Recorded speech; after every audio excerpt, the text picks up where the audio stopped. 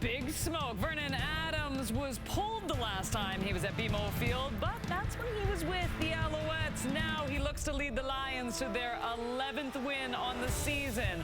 On the flip side, McLeod Bethel-Thompson and the Argos look for a monster bounce-back win after putting up just 2 points. I said it correctly. 2 points against the Calgary Stampeders. Hello, Canada. Welcome to Thanksgiving weekend in the CFL, presented by Pure Later. Kate Burness alongside David Sanchez, Matt Dunnigan, Milt Stiegel. We've got a doubleheader on tap for you today. But first, let's concentrate on these Argos and these Lions. Who's a key matchup for you today, Ches? Well, no Lucky Whitehead, no Brian Burnham. It's got to be Keon Hatcher's got to be the guy. And he's got to come up with a big game. VA needs him. That's point blank. He's got to be that guy. He's 10th leading receiver in the Canadian Football League. That's not a bad guy as your number 3, you know. So, Davis, when I look at Wynton McManus being out of the lineup, I'm like, who's replacing him? And they got a kid by the name of Jonathan Jones, first-year player from Toledo in there. And you got James Butler, who's running hungry right now. I'm watching that matchup because that's a big shoes to fill in Wynton McManus. Absolutely. Jonathan Jones, he's up for challenge. Wynton McManus is out. Vernon Adams, we see, is starting to run the ball a little bit more. And I think because Wynton McManus is there, you speak of the Jones who replaced him, I think Enoch Mwamba will be keeping his eye on Vernon Adams because he knows when Vernon Adams starts running the ball, he gets more comfortable. That will open up the passing game. So they have to find a way to slow him down. If they allow him to run this ball, I don't know how they win this game. I have great news as well. Davis Sanchez baked us a pumpkin pie. What? I know! It came into work today. Great news. He ate half of it on the way up here. He said he ate half on the way in, but maybe at halftime everyone's laughing. I don't know why in here. Half a pumpkin pie coming our way. All right, let's take a look at our same-game parlay ticket presented by FanDuel. Ches, you like Curly Gittens Jr. over the 59.5 receiving yards. Matt, you're taking VA with an anytime touchdown at plus 250. Milt, you like Butler over the 61.5 rushing yards. Woo. I like this payout, though. All 3 selections going to pay you plus 1-1-2-1. All right, don't go anywhere. We will get you to BMO Field with Marshall Ferguson and Dwayne Ford for kickoff right after this.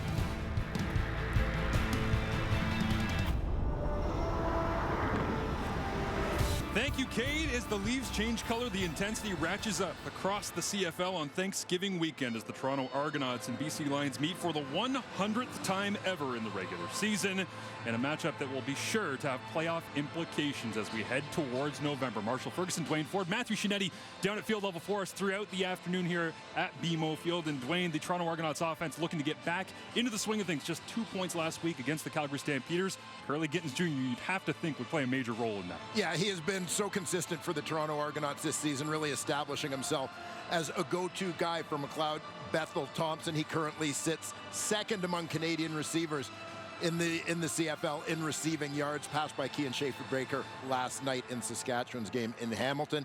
And of course, another one of the guy we'll be keeping an eye on, terrific young Canadian receiver Javon Catoy of the BC Lions. Certainly a couple of big-name Canadian receivers making their case for all-star nod is Rick Campbell. 10-4 as you see on the season, 5-1 on the road. Brings his team here with their best appearances on the road so far this year into Toronto, where Ryan Dinwiddie looks to defend home turf at BMO Field. Been a long time since the double blue have been right here, and they are excited to be home in their all navy blue uniforms. And the BC Lions will get the football first, returning it from just inside their own 20, across 30, stacked up and wrapped up, brought down just past the 30-yard line. And out will come number 8, Vernon Adams Jr. to the field after getting himself back into the swing of things. It felt like he was excited at the potential in this offense as we spoke to him earlier this week.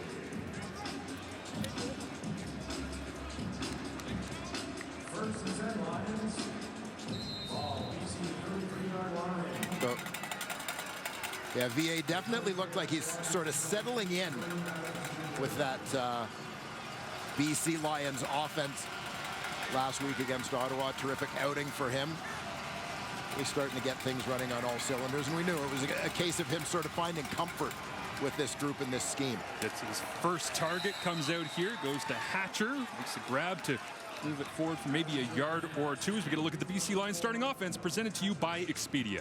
And certainly one of the keys for the BC Lions offensively up front, the veteran Suk Chung, number 2 overall pick back in 2015 out of the University of Calgary.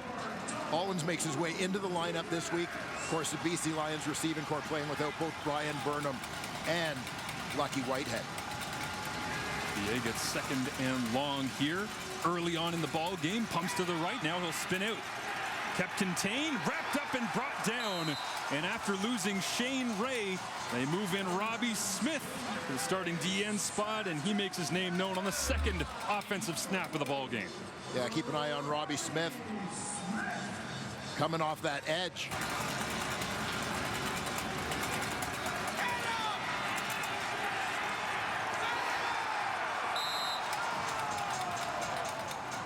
Smith, the Wilfrid Laurier product, one of many in the Canadian Football League. Laurier with a big win over Waterloo on Thanksgiving Thursday night as the punt is returned here. Javon Leak, and it'll be a flag at the end of the play. And it looks like it will be unnecessary roughness, and out comes McLeod Bethel Thompson. As you see, 8 and 6 on the year, and trying to atone for 0 for 7 last week, Dwayne, on throws of 20 yards or more against the Stampeders. Yeah, having a tough time completing the deep ball. Overall, he was just 50%. Major foul, horse collar tackle, BC number 20. 15-yard penalty, first down. 50% completion rate in that ball game against Calgary, and 2 interceptions as well. As you see the tail end of that one, Bo Lacombo getting that left hand up on the collar. I want to give some love to Bo today for his 100th game played in the Canadian Football League, and grinding away on special teams for the vet, but costs his team some yardage there as Macbeth goes to work in the gun. AJ Ouellette next to him, as he has been since Andrew Harris done for the year. And quickly they'll go to the aerial attack. It's flipped out to Markeith Ambles, gets around the side, across the 55 as we get a look at this Toronto Argonauts starting offense. And for this group, really hit a home run in the draft with Gregor McKellar out of St. Francis Xavier University. He's become a fixture in that starting lineup, doing a terrific job. Jeremiah Hadel broke into the Argos lineup as a returner. He finds his way into the starting lineup as a receiver. We'll have a look and see what he can do. Gain of 12 on that first play of the ball game for the Argos gives McLeod Bethel Thompson the league lead in passing yardage, as it's a run up inside, stacked up by the Lions defense. We get a look at their group up front. Yeah, excited to see Nathan Cherry, the University of Saskatchewan product, the Lions' first-round picks this year. 2020 #1 overall pick, Jordan Williams, the reigning CFL Rookie of the Year, is going to start at the weak side linebacker spot. We expect to see Bo Lacombo roll through there a little bit as well. Of course, keep an eye on the veteran Luchez Purifoy, always playing at an all-star level. He's at free safety. Gives great flexibility to that secondary as they go to the wide side, and it's Speedy B, Brandon Banks, hauling in the grab for his 32nd of the year in front of Edwards Cooper. And on 2nd down and 5, looks as though it'll be very close, and Tim Croker, our lead official, will indeed give a first down to the Argos. Yeah, just a quick hitter here. High percentage pass from McLeod Bethel Thompson. You know, nice knowing the struggles that MBT and Speedy B have had at times this year getting on the same page. I think there's a conscious effort being made here to get Brandon Banks involved offensively early. The sun comes out as the Argos get a first down and go back to Speedy on the quick screen outside. Stacked up immediately, going nowhere. What a great play that time. Again, it is Jalen Edwards-Cooper flying up in a one-on-one matchup. This is reminiscent a little bit of what we saw in the Toronto-Ottawa game, which just isolate Speedy, get him some touches early. Yeah, Speedy's coming from that trail position. Just a quick hitter, but Edwards-Cooper doing a nice job to beat the block. I think it was Markeith Ambles trying to get him locked up, but as he read that one, he got a little bit of a jump on it. Argos left with 2nd and 14 after a efficient opening drive of the ball game from McLeod Bethel-Thompson. Wants to throw, loads up, rolling away from his right. Flag comes down. As brought down in the backfield is Macbeth, and it's Woody Barron getting into the action here early for the BC Lions. Big free agent pickup, and expect a holding call on the backside of this one to be declined. Holding. Toronto number 65, 67. Penalties declined. It's 3rd down. Calling bingo numbers there. Tim Croker trying to decide, is it Darius Bladdock? Is it Gregor McKellar?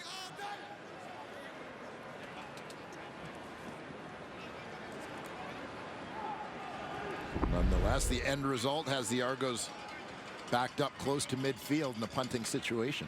And the Montreal Alouettes thank the former Alouette and Woody Barron by saying a little bit of that this afternoon. That'll help their case in the East Division as they try to track down these Argonauts for tops in the division. Toronto trying to go back-to-back, winning the East for the first time since 96-97.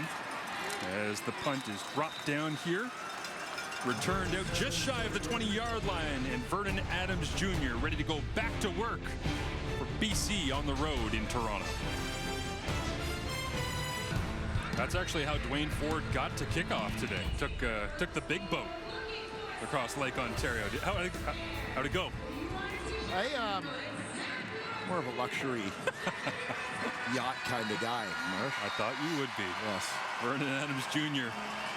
in the gun with the pink spats on the ankles today. Breast cancer awareness, of course, in the month of October. Under pressure again, and he goes down.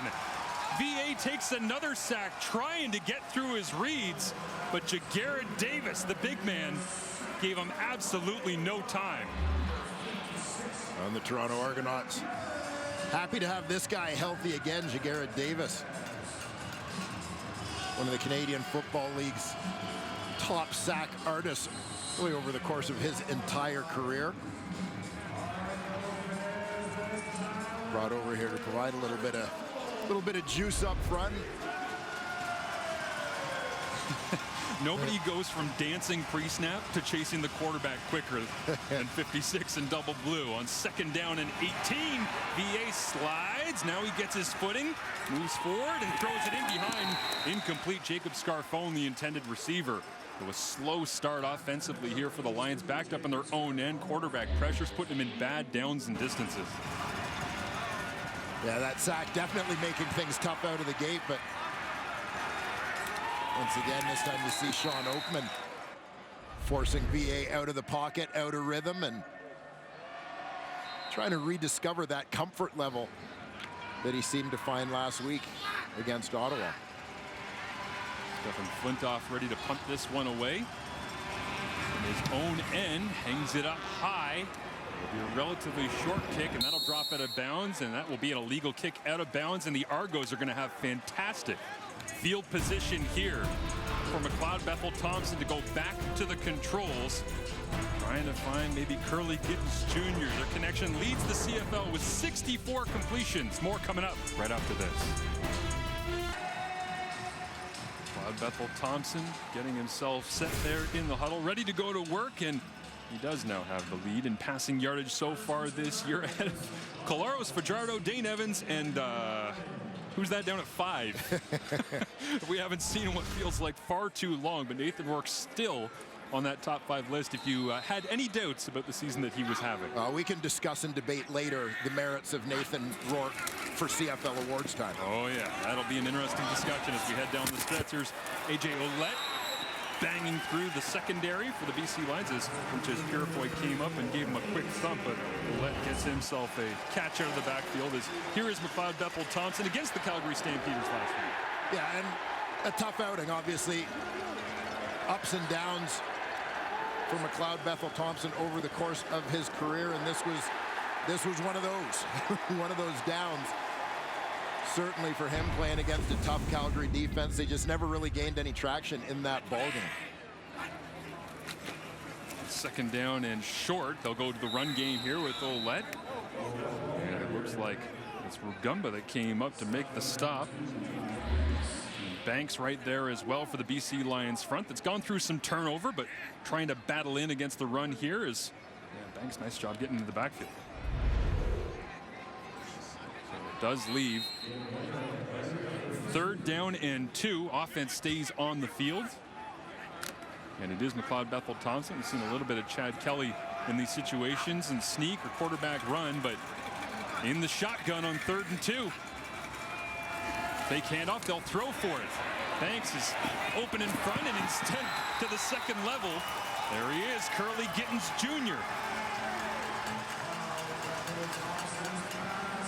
Well, I'm always a fan of creativity, getting outside of the box a little bit in a short yardage situation. This one is a 3rd and 2. It was apparent from the lineup and the situation that they weren't just going to try and plunge straight ahead quarterback sneak. Nice execution on the play action, and as you said, aggressive with the throw, as he had one in the flat, one on the deeper out, and he opted for that second level.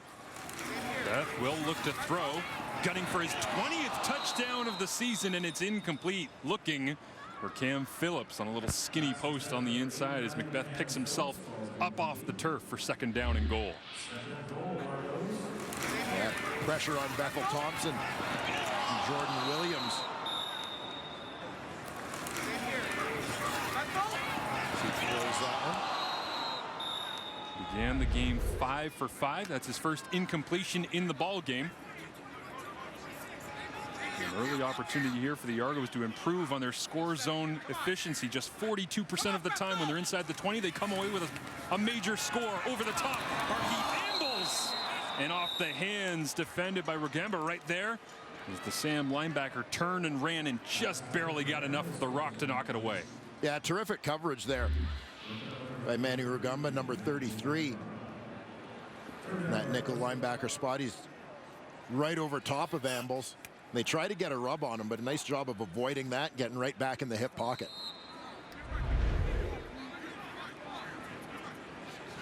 As the first year to Miami of Ohio locks it down, and so in comes Boris Beatty, looking to improve his field goal percentage of 78.3 on the year so far, and Beatty will hammer it through as the Argonauts come away with 3 and take the early lead here midway through the first quarter.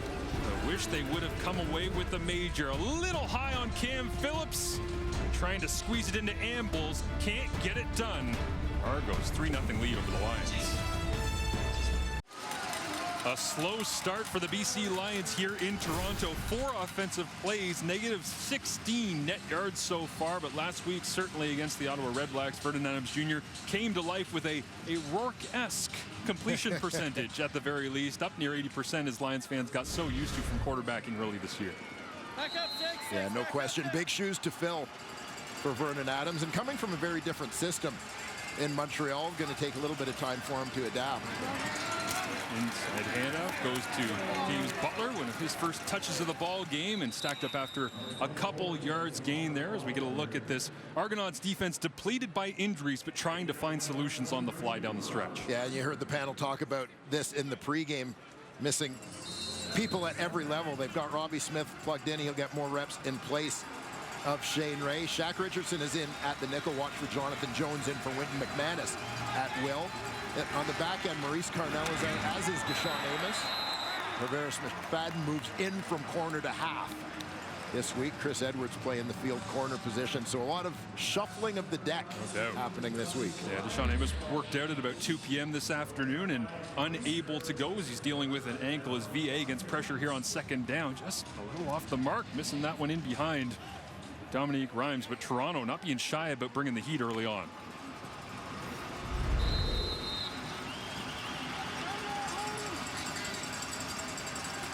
Once again, the Lions have to kick it away. Low line drive after the short hanging punt that went out of bounds for Flintoff the last time around. It'll bump off the body of Caleb Holden as Luchez Purifoy looks like he was inside the restricted zone. That'll be the 15-yard, no yards penalty. And once again, special teams penalties giving the Argonauts good starting field position as they lead early in Toronto. No yards. There's the most interesting man in the Canadian Football League, McLeod Bethel Thompson, who had himself an interesting week after just 2 points in Calgary from War. Down to the sidelines, here's Matthew Shinetti. You know, Marsh, we talk about McLeod Bethel Thompson, where he is in the passing rankings, kind of going back and forth with Zach Collaros. But then he has a sub-200-yard game and 2 interceptions and only has 2 points against the Calgary Stampeders last week. So it prompted head coach Ryan Dinwiddie to go to the back of the plane with him and say, listen, how can we simplify the offense for you? We talk about this throughout the season, the fact that McLeod Bethel Thompson is trying to find that rhythm, that confidence that he needs. And speaking to Ryan Dinwiddie, as we did this week, it's all about the process for McLeod Bethel Thompson, trying to go ahead, as we say, simplify things, but uncomplicate it. Less so that it's not about the fact that he can't make the throws.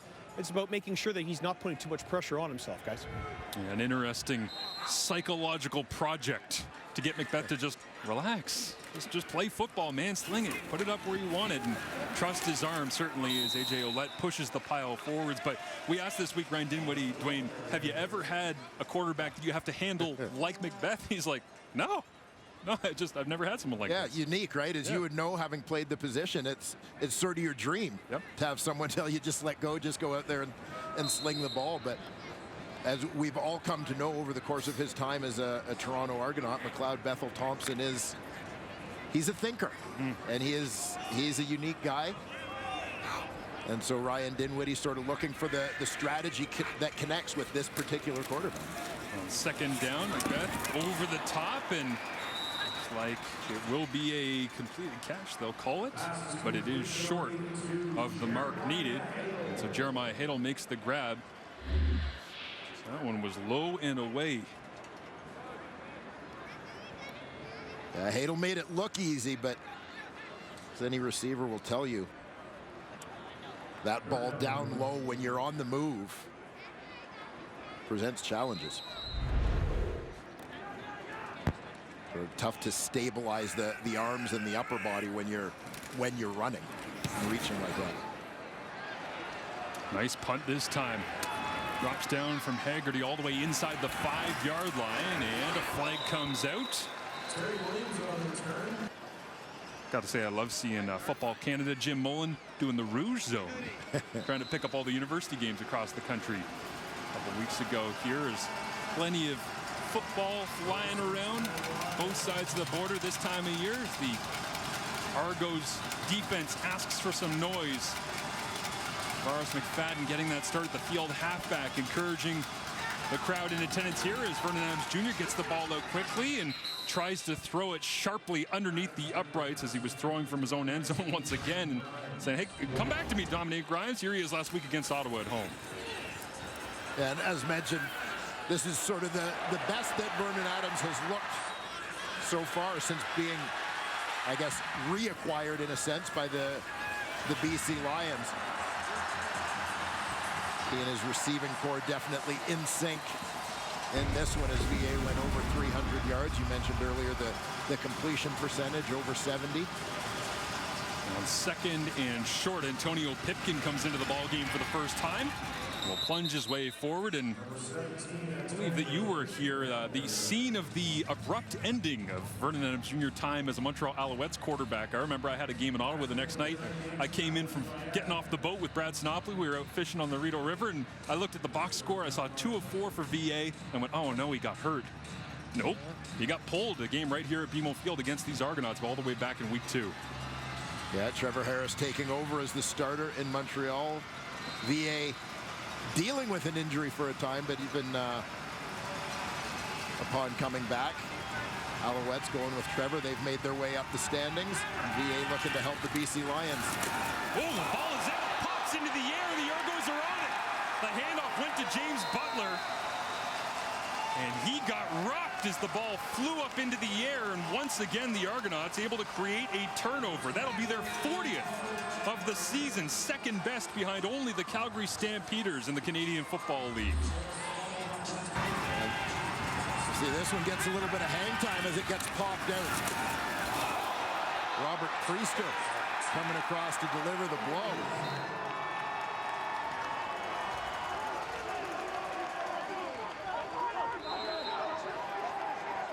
Benoit Marion out of Université de Montréal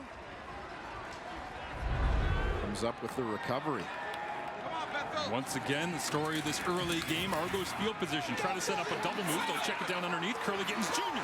breaks away from two defenders, knifes his way down to the 15 before Jordan Williams wraps him up. Otherwise, it might have been a house call for number 19. Yeah, nice change of pace move here for Curly Gittens Jr. Kind of gliding, then the stutter step. And explode north-south. Goes quickly to the line. McBeth looking to his right, gets the ball away, and he gets planted. As soon as he turned around, Woody Barron was ready to deliver the blow that time and just got rid of it into the feet of A.J. Ouellette.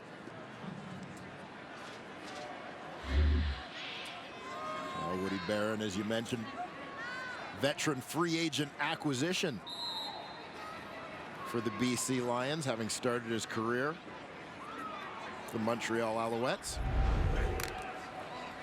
Owls kind of rebuilding their D-line over the last couple of years, making Barron expendable, and he's found a home here in BC, a team that's remade their look up front over the last couple seasons. There are a couple of players moving from Montreal over to BC on that defensive line. Is checking it down underneath. It's Gittens Jr. crossing the 10-yard line and driven out of bounds. Rugamba. With a minute to go here in the first quarter, Toronto trying to take advantage of great field position throughout. And they'll once again have a decision to make here down inside the 10-yard line with third and a couple yards to go.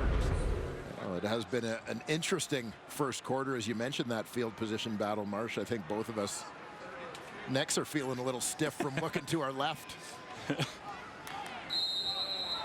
Toronto's been in control thus far. BC's offense having a hard time getting things going, but gotta finish. 3rd and 2, hard count. And there go the Lions. Got him with the cheap 5, and McBeth using the mind and the voice. And I'll tell you, by the way the Argos are celebrating, you know, I get that it's a 3rd down and they're in scoring position. Watch Rugamba coming from offside. Offensive right. Number 33, half the distance to goal. It's first down. The excitement of the Argos when they got that call suggests to me that this is something they had talked about prior to this game, right? Mixing up those snap counts a little bit. Try and take advantage of the Lions' aggressiveness. So now 3 shots available from inside the 5-yard line. In the gun, 5 receivers in the formation. They'll hand it off. Ouellette driving the legs. It's a brick wall. That was the first overall pick for the BC Lions back in 2020. There's Jordan Williams making another great play.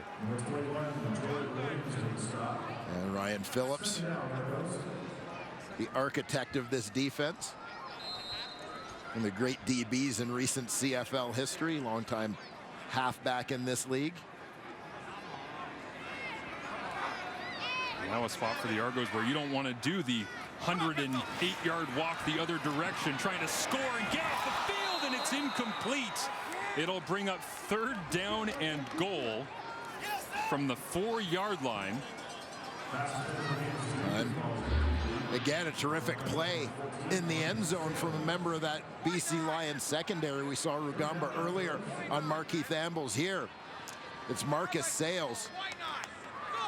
Timing the reach, getting a hand in there to break up the pass intended for Curly Gittens.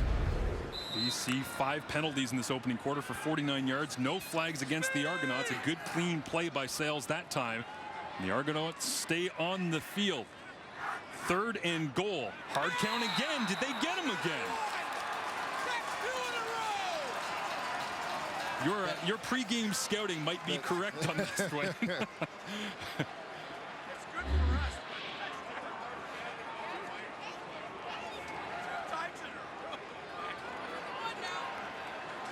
Offside, BC number 47.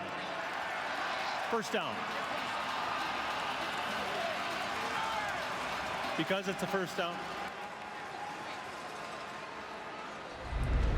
Well, the Argos getting lots of chances in close. Ryan Phillips has got to be saying, listen, guys, I can only scheme it up so much for you. I need you to not jump. Get another set of downs. Half the distance. They'll move it to the 2. Watch the ball. From the left hash. Macbeth turns, hands it off. Ouellette looking for his second rushing touchdown of the year. It took 3 Lions, but they get the stop to end the first quarter. Just a 3-point advantage as the eyes go to the sky of Ouellette. And McLeod Bethel Thompson will go to the sideline and talk it over with Ryan Dinwiddie, trying to figure out how to get into the end zone. Fresh set of downs is nice, but the major is needed. The double blue set up to score when we return to begin the second. Small advantage for the home side here in Toronto as they try to prevent themselves from once again going back and forth, alternating wins and losses at home through their first 7 home dates of 2022. The BC Lions defense holding on for dear life here down near the goal line, but field position and Vernon Adams Jr. under pressure, really the first story of that first quarter. Yeah, and it's the field position piece that stands out for me, and kind of that time of possession that went along with it. The Argos up over 9 minutes, but only a 3-point lead to show for it so far. So, you know, they've got to start making the most of the opportunities should they continue defense and special teams providing them with those short fields. But Chad Kelly into the ball game here in short yardage as the ball spotted at the 1 after the A.J. Ouellette run to end the first quarter, making it all that much more important that the Argonauts should have taken advantage of that great field position in the first quarter. BC is plus 41 score differential in second quarters this year. That's their best of any quarter. Here's Kelly underneath center, plunges forward, touchdown Argonauts.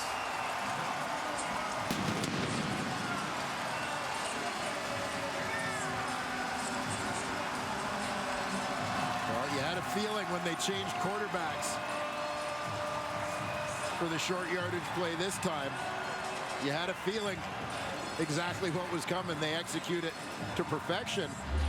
So it looks like we got a little bit of trash talk that we'll have to keep an eye on. I think that's a Clemson connection between Gary Peters and Chad Kelly maybe going back. Yeah. That will be the 4th rushing touchdown of the year for number 12. That bragging rights on the line. A little ways back from Dominique Davis and the East Division full of backup quarterbacks who have been stealing the fantasy points throughout the season, whether it be Caleb Evans, Chad Kelly, Dominique Davis. He is happy to be in the end zone, and Toronto happy to take a early 10-0 lead with the successful 2-point conversion as we get a look at the surge here after the 9-play, 29-yard drive. Yeah, you'll see Kelly in. Untouched, upright, fired up. I always worry for those quarterbacks when they awkwardly throw it as hard as they can sidearm into the ground. You're like, hey, you're going to need that thing at some point, all right? Just... Yeah, you guys think of yourselves as such finely tuned machines that one misplaced celebratory spike is going to cause an issue. I think that's just me speaking from trying to throw it 10 yards to my son at this point. That makes me sore, so I worry about them. But no worse for wear. Chad Kelly, McLeod Bethel Thompson, they combine. And the Argonauts in control of this one, and certainly the defense making a host of plays. Too early for the hand warmer on Chad Kelly there? What's your opinion of the early October hand warmer, Thanksgiving weekend? Yeah, you know, I was giving Rod Smith a hard time last night in the booth because early October, and Rod thought he could slip it by unnoticed, that he went to the 3-piece suit, adding an extra layer. Way too early. Way too early. You got to get used to the cold. You don't add layers till playoffs. Well, us play-by-play guys are soft. We all know that. So, return here, out across the 40 as the Lions trying to flip that field position that was so helpful to the Argos in the first 15 minutes as Terry Williams, the former Ottawa Red Black, traded over mid-season, brings out Vernon Adams Jr. in that first quarter. And struggling a little bit, some pressure on him, but he was just 2 of 4 for 11 yards total. Yeah, we'll see if a little more breathing room with a good start point here afforded by Terry Williams and the return unit. Put VA a little more at ease. No Lucky Whitehead, of course, injured ankle, likely out a couple of weeks. They're leaning on Dominique Grimes and Hatcher, but they'll go to Butler here on first down, and Robbie Smith, the Laurier Golden Hawk, closing down the backside for the tackle.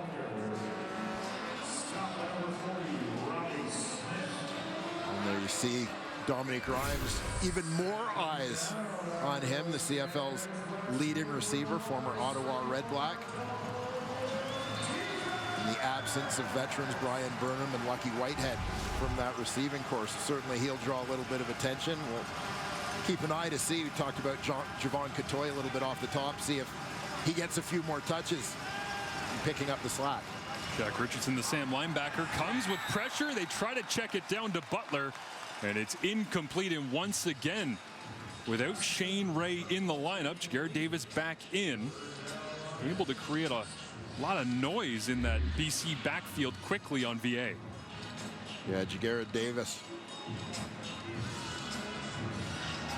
Obviously such a big add back to your lineup. You know, people talked so much about CFL's trade deadline having passed this week, and we always want it to be such a big thing, but the bigger additions are usually players coming back from injury late in the season, so on. Occasionally somebody coming back from an NFL look or that sort of thing. Wayne Hendricks was the one that got most of the pressure as another low line drive comes off the right foot of Flintoff. And it'll be returned by the Argos. Javon Leake trying to create some momentum as the Toronto Argonauts combined yards leader Curly Gittens Jr. over 1,000 yards on the season snaps up the helmet and goes back to work. Curly Gittens Jr. currently just 2 yards behind Keane Schaefer-Baker for the Canadian receiving yardage leaderboard, which is stacked and full of all sorts of different types of talent and pass catchers. He also led the CFL with 64 catches coming in, just ahead of Trevor Harris and Gino Lewis on their connection. So clearly, Clyde Bethel-Thompson has found some comfort with the young Canadian out of Laurier. He'll go to Markeith Ambles here with the quick hitter, and it'll be a first down on first down for the Argonauts. But Dwayne, Curly Gittens Jr. being the leader of the Argos offense on the receiving end has been a pleasure to watch this year. Yeah, and it's something that really kind of started last year. You could just see as the 2021 season unfolded, his confidence just grew and grew. And you know, I think so often in football, it's a matter of being in the right place at the right time, finding the right coach at the right time when you're a player. AJ Ouellette breaks to the outside, runs through the tackle attempt with Gary Peters, Marcus Sales, and once again it takes Jordan Williams to bring him down as he'll stack up another tackle. Now, we'll get back to the receiver talk in a minute, because AJ Ouellette. You got to give some love to the hard runner. You know, I mean, this maybe doesn't put out massive numbers, but has absolutely, since he came into the lineup for Andrew Harris, one of my favorite guys in the Canadian Football League to watch. And only has a single game high of 66 yards at any point this season, but they're hard yards as he runs right into Ben Hladek. And Case in point. Drives the legs, and Darius Hladek, the right guard, celebrates the push at the point of attack that time for another Argonauts first down. But yeah, exactly what you're talking about. He runs angry, and I have a great appreciation for that. Not the biggest guy, but I mean, he finds contact. And you know, I mean, Ben Hladek is a big, strong, athletic dude. 6'4", 235, and blew up the CFL Combine out of UBC a couple years ago. Yeah. So that's not an easy body to move off the point of attack. Ouellette stays in the backfield here. Bethel-Thompson. Play action, flip this one out. It is Curly Gittens Jr. Crosses the 55. Brought down just shy of the 40-yard line as all of a sudden this BC secondary that leads the league in passing yardage allowed scrambling a little bit against this Argos attack. And it's interesting as you watch the substitutions from the Lions. Wholesale changes, 3 guys in, 3 guys out on that defensive line as they look to keep them fresh as this series goes on. But, you know, just continuing the thought on Curly Gittens Jr. as you've seen his confidence grow you know, the belief that Bethel Thompson clearly has in him. You see his role grow, more different ways to get him the ball. Bethel Thompson this time has to flip it into the BC sideline. Incomplete. Cam Phillips, the nearest receiver, but obviously just trying to get rid of that one. And again, you see wholesale changes on the defensive lines. And great point by you, Dwayne. They dressed 8 defensive linemen for this ball game here today, and you will constantly see them down in distance, whatever the situation is, rotating actively. Yeah, and one of the things that allows them some flexibility, and they use it so well, has to do with the Canadian depth that they have on that side of the ball. And it doesn't hurt as well. A global in Dubai is another guy who they'll get out there, get him some reps in that D-line rotation. So we'll go with Menard, Woody Barron, Tiuma, and Matthew Betts across the line, this time on 2nd and 10. Macbeth over the middle, into the sun. It's a first down inside the 20-yard line for the Argos.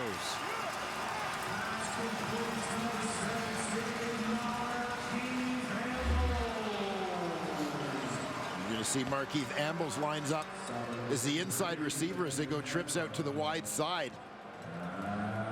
This nice out and in move there on Manny Rugamba, gets the defender turned around. You see number 33 finding himself in pursuit. Ambles' 3rd catch of the ball game already. Bethel Thompson looks over the top. Nobody open. Scrambles to the left. Has to try and create.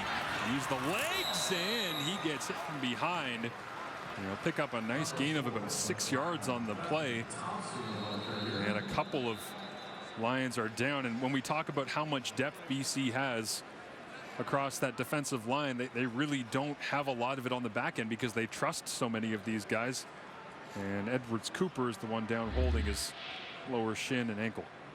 And you'll see Bethel Thompson before taking off here. Initially, he's looking at that route crossing into the middle. Window closes down on him. He's going to tuck and run. Doesn't do it a lot, but friendly fire, it looks like, from Woody Barron coming over the top, trying to make the tackle, and caught Edwards Cooper. Yeah, just got that right foot cleats planted in the turf as he got landed on. Hakeem Johnson out of Western would be the man, it looks like, to replace him on the depth chart. We'll find out how the Lions rotate as Toronto looking to add to their lead right after this. On TSN, as you see Jalen Edwards Cooper making his way off of the field, and in comes Hakeem Johnson, as we mentioned just before the break with the Argonauts. 2nd down from just outside the 10-yard line. They go back to the ground attack, churning the legs and trying to create, and it looks like it'll be just a little bit short. And again, how many 3rd downs inside the 10-yard line can you have in a first half? Toronto's about to find out. And we saw them manage to capitalize on their last possession in close. At Chad Kelly rushing touchdown. And the Argos backup quarterback makes his way back to the huddle again here. You see Ben Vladek in the middle of that defense. Jordan Williams working at the weak side linebacker position here today. 3rd and a full 2, and Chad Kelly, he might be trying to throw the hard count down just like McLeod Bethel Thompson has successfully earlier.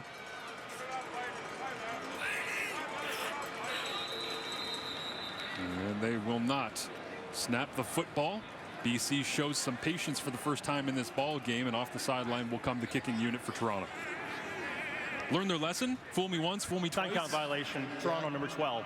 It's a 5-yard penalty. Remains 3rd down. Just don't fool me 3 times. Well, yeah, and that's probably exactly what the coaching staff told them over on that sideline. Don't let it happen again. Argos may put that one away for a little while, and you save it for a critical moment late in the game. I gotta say, Chad Kelly, it seems like there's a lot of potential in many facets of his game. I'm not sure about the acting.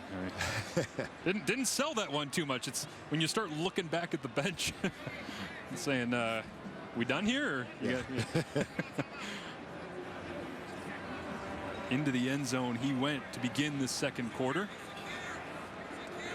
Well, Kelly, guy who's very highly regarded in this Toronto Argonauts organization. They believe he's got a bright future here. Limited reps in his first Canadian Football League season. Certainly enjoying his time here in the CFL as well. I mean, right from signing with Toronto before he got up here to being in the league to It would be easy. There's a lot of big-name quarterbacks from the NCAA that have come up and gotten frustrated in backup roles and don't seem to get a hint of that. He's just enjoying the experience. As Boris Beatty kick this one from 21 yards out, and it will extend the Toronto Argonauts lead 13-0 as James Butler looks to get BC on track. That is 163 carries worth of CFL running back right there for James Butler so far this season. Catching it out of the backfield as well for a total of 204 touches. And certainly contributing in every way that he can since losing Nathan Rourke. And Butler is a guy who really, I think, took a big step forward this season in the BC Lions offense.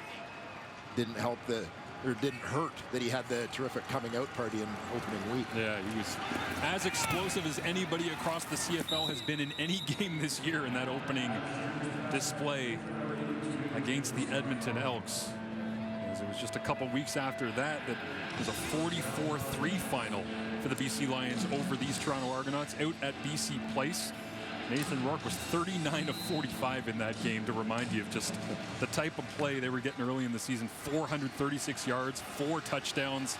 Vernon Adams Jr. trying to create some reminiscence of that as he lines up on 1st and 10 from his own 53. Looks outside, makes a great read that time, quickly out of his hands, and that's the first catch for number 13. It is Alexander Hollins into the lineup out of Eastern Illinois. Hollins getting an opportunity here. With both Lucky Whitehead and Brian Burnham out of the lineup this week. Unfortunately, getting to that point in the season where the injuries start to stack up at certain position groups, and I'm sure there's CFL fans out there going, who? Right? And jumping in and seeing, but this is how sometimes stars get discovered. Opportunities in front of them as a fresh set of downs for VA and the Lions. Play action, wants to step up, shimmies and can't get away. 3rd sack of the ball game, as it looks as though Jonathan Jones in to finish the deal off. A flag does come out on the play as Jagarrett Davis celebrates. It looked like a little chatter happening back around the point where Adams was taken down. And it will be misconduct foul, Toronto number 99. 10-yard penalty, it's 2nd down. Well, you see it right there on the left-hand side of your screen as Jagarrett Davis celebrated. That going up against Suk Chung will frustrate even the most relaxed of defensive linemen. Is the big physical 65 in orange and white back in the lineup and got the best of 99 Hendricks that time.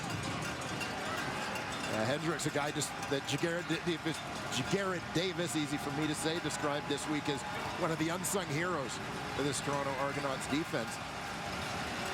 As VA loads it up, throws a comeback and just off, trying to find Hollins again, but he referenced a current Hamilton Tiger Cat as somebody that Hendricks reminds for one Jagarrett Davis. Yeah, Davis, having started his career as a Calgary Stampeder, playing a lot of snaps with one Micah Johnson, said that Hendricks has elements of his game, his style, etc., physical abilities that remind him of Mr. Johnson. 3rd down and 7. The Lions offense stays on the field. No points to their name thus far. 5 receivers in the formation, and it's a drop. It was Hatcher, the intended target that time, as it hit him right in the number 4. He had the opening catch of the ball game. VA put it where it needed to be, and Hatcher couldn't hang on. I mean, this was the old cliche, trying to run before he catches it, but quite literally, you could see Hatcher preparing his move to make the oncoming defender, Royce Metchie, miss, but taking his eyes off the football to do so. And not much worse as a quarterback than being ready to walk down the field and get back in the huddle and turning around and heading to the sideline after the incompletion on the drop on 3rd down.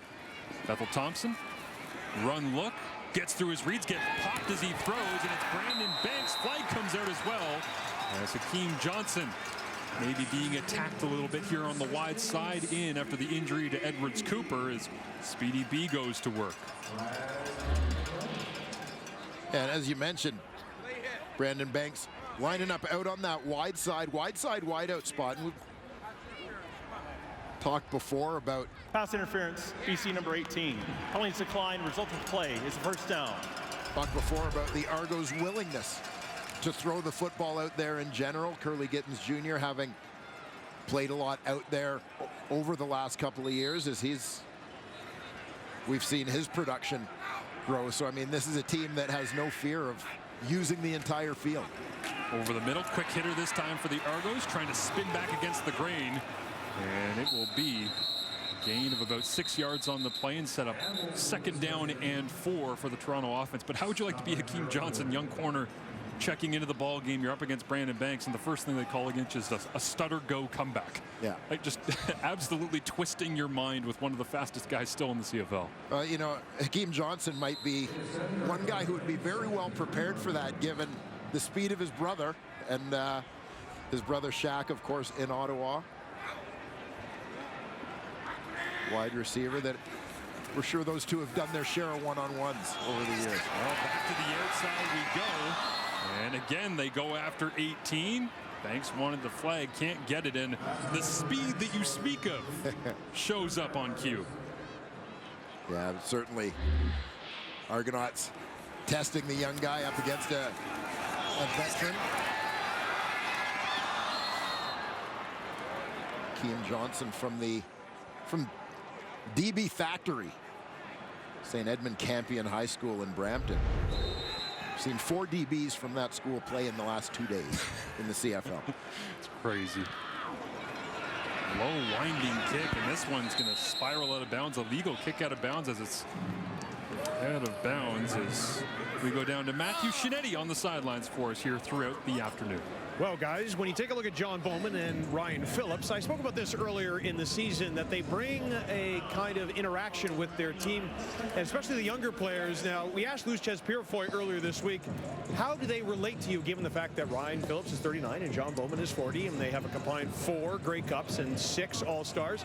And Luchez says, we know what to expect of them. I asked John Bowman, what are the younger players asking you? He goes, well, how can we go ahead and maintain over 18 games? And Bowman said, it's about having your routine. Get up, eat right, work out right, then repeat, repeat, repeat, repeat. Greatness is a routine, guys. When we talked to Luchez Purifoy this week, I said, what's it like to play in a Ryan Phillips defense? He said, it's crazy to hear you say that because I've played with him. So there's some guys that still relate at a very high level as Adams Jr. flicked it out to the sideline, completed to James Butler, and Jamal Peters there to make the tackle. Yeah, Purifoy in his 2nd tour of duty in BC the first time around. That guy was still ball hawking back there in the Lions secondary. Got a tweet from Ryan Phillips a couple weeks ago that just had written an article on CFL.ca. He said, hey, Marshall, thanks for writing about defense in general, not just our defense, just CFL defenses. Yeah. Like we like to get some credit once in a while, too. They feel like they've flown under the radar so far this season with all the talk about BC's offensive attack. There's Adams Jr. on 2nd down. Goes to the wide side, on time, on target. There is Dominique Rhymes making his impact felt.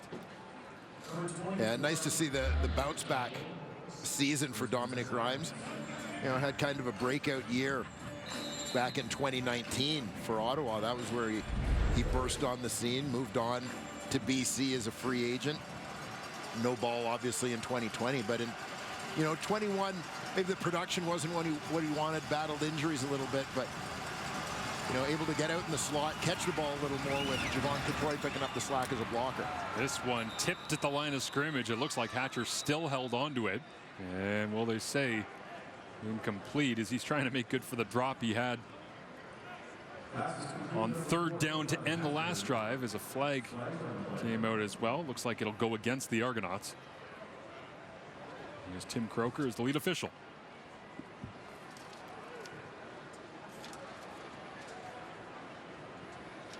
Offside, Toronto number 98. It's a 5-yard penalty, remains first down. Ali Fayed has the call go against him here, wearing the 98 in double blue. out of Western Michigan in his first year. And Jacarra Davis talking him through it. If I had one of the top defensive players in the MAC conference over the course of his career, I know the Argos are excited to get him in double blue. Creates first down and 5. James Butler gets the touch. Immediately down the pipe, Royce Mechie has to be the one to make the tackle. The free safety that time is running free into the secondary was Butler. And if this team is able to get Butler going a little bit, you know, obviously it's a big boost for their overall offense, because I think Vernon Adams' skill set as a guy who can move around the pocket a little bit, throw on the run, is enhanced so much as sort of a complementary piece to a productive running game. Gain of 26 that time for 24. Adams Jr. looks over the top, loads up, takes it into the end zone, hanging in the air. Touchdown Lions. Hollins comes down with it in his first opportunity with BC. He gets the major to narrow the Toronto advantage.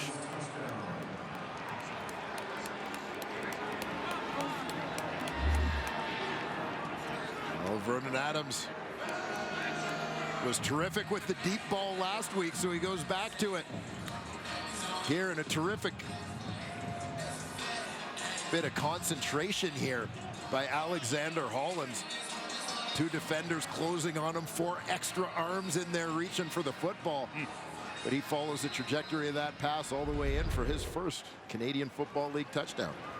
About VA in the deep ball last week, 7 of 9 against Ottawa for 223 yards. VA's had 7 career 300-yard games. 2 of them have come against these Toronto Argonauts, looking for his 3rd against the double blue. Hanging in the air, Hollins able to locate it against Peters and Mechie. And VA loves it. 13-7 Argos lead.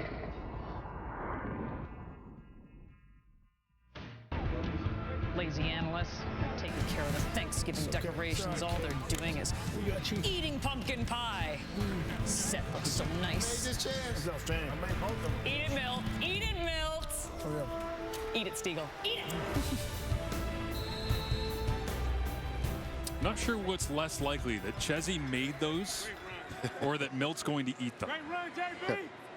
We'll have to find out coming up at halftime.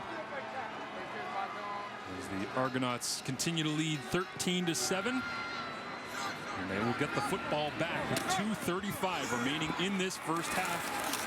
Javon Leak right across the 40, wrapped up at the 50-yard line. As it's been a slow start offensively for the Lions here today, Dwayne. They have 30 points per game, 2nd best in the CFL, and certainly trying to get on track with this deep ball. And this is, I think, a little bit of Vernon Adams' comfort zone, too, when you think back to his big 2019 season in Montreal. I mean, the thing that stood out about it was his other teams seemed to be going more high percentage in terms of their passing game. VA was living like a little bit of a riverboat gambler and thriving. Jet pop pass this time for the Argonauts goes for a gain of about 9 yards before being rocked right there by number 6 TJ Lee coming down from his DB position. But yeah, VA's certainly his comfort zone has been the deep ball, which creates an interesting dynamic today with McLeod Bethel Thompson trying to find the deep ball, because these quarterbacks certainly in that element of the game quite different. And you know, it's going to be interesting to watch Vernon Adams is through these last couple of weeks of the Canadian Football League regular season, just trying to get himself in tune with the BC Lions offense. Chad Kelly drives forward for the first down on the sneak here, and McLeod Bethel Thompson will come back out. Jordan McSimic, tremendous conversation with him this week, the offensive coordinator for the Lions, where he was saying that when VA came in, they literally had to install training camp offense to get him up to speed. He feels as though they've kind of crested that learning curve, and now they can start to be game plan specific. They can actually start to build in some concepts where they can attack. And Ryan Dinwiddie's certainly trying to draw some things up here for the Argos to close out this first half and extend their lead. 5 receivers available for Macbeth. Steps forward in the pocket, finds an open man, and it will bounce off the hands. The rare drop that time by Curly Gittins Jr. wasn't the easiest of completions to make. Take a look here at the route from the third-year Argonaut. Just a tough one as he's going to the turf. So it makes it 2nd down and 10. 2nd down conversions on the year. Argos at about 47%, 3rd best in the CFL. Can they move the sticks here? Pressure on, and from behind, it will be, oh, a flag comes out, and did Bo Lacombo go up high again on the nameplate? In his 100th game played. Got home for the sack, but will it stand? Yeah, keep an eye on Lacombo moving around as we take a look at the replay. Watching it live, I thought, well, the way Bethel Thompson came down, he was pulled down from behind.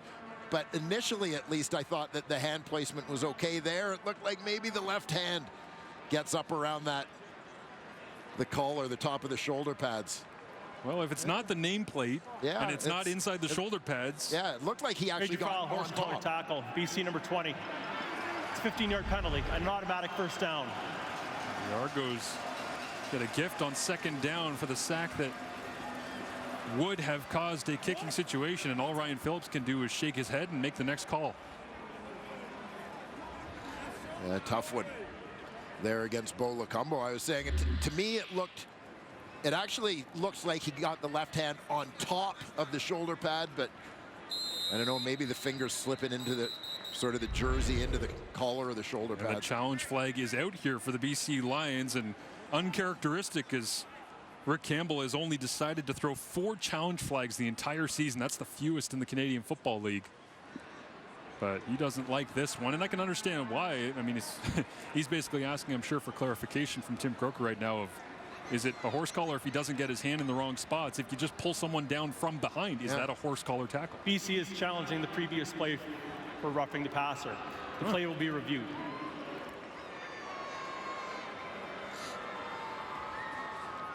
Take a look again from a couple of different angles here. Lacombo loops around.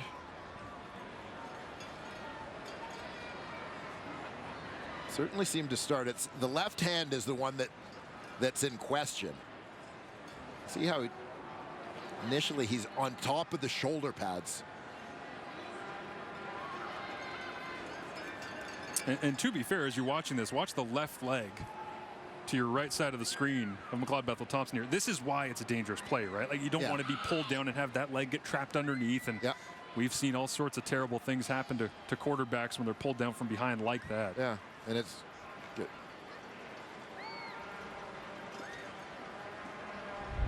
What the concern is sort of the mechanism of injury, as you mentioned, the way that he falls back.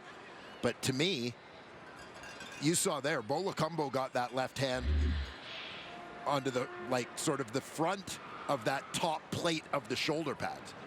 And that's where the pull comes from. He's not pulling on the collar, not pulling on the back of the jersey.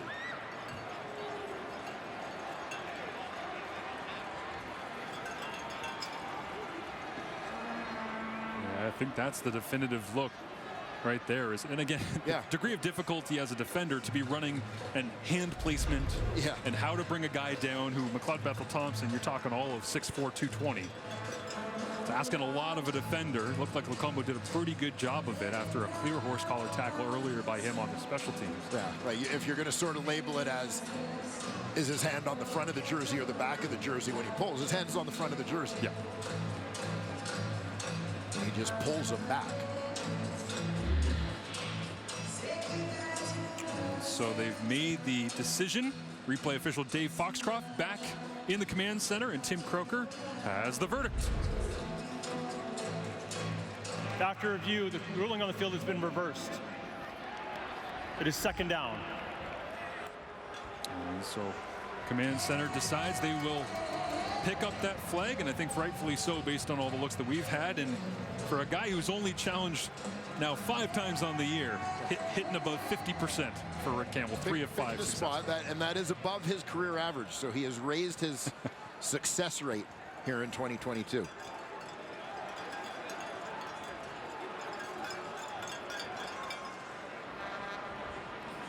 And so it will not be A gift to the Toronto offense of 15 yards and an automatic first down. Third down on the play. It will be third down and long. Which means they will have to send out the punting unit, and Vernon Adams Jr. will get another touch as he warms up his right arm on the sidelines here with the man he just threw the touchdown to, Hollins. They get prepared to perhaps take another vertical shot down the field. But first, the matter of the punt. High-hanging kick. This time, kicker's having a tough day here in Toronto. It'll kick inbounds, and Terry Williams will get planted right there. Daniel Adebaboy down is halftime. The panel coming up for you in just a couple of minutes. Kate, Milt, Davis, and Matt Dunnigan ready to break this one down for you, set up the doubleheader, and of course a Thanksgiving Monday not too far away, just around the corner in Montreal, with the Ottawa Redblacks back in action with Bob Dice as the interim head coach after Paul LaPolice let go following the loss to these BC Lions last week in Vancouver. And much discussion last night about the fact that everybody's still in the playoff picture. Still in the race. And suddenly Hamilton very much so in the East Division as Vernon Adams Jr. flag comes out, throws this one over the top, double caught. It's Scarfone shimmying his way past the 30 and wrapped up at the 37. We'll see what the flag is in that offensive backfield. And VA is waving to the offense to come on back as the Lions are going to be buried against their own uprights once again.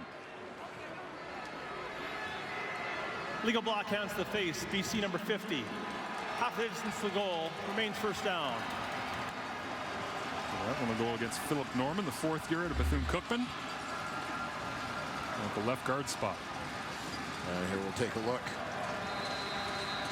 at Mr. Norman. Got the hands up a little bit on Sean Oakman. Just impressive to get hands up to Sean Oakman. Yes. I mean, that's quite an accomplishment. Adams Jr. from his own end zone looks to throw, tipped, and nearly intercepted. It was Priester looking to come away with the interception as he's in action for the injured Deshaun Amos.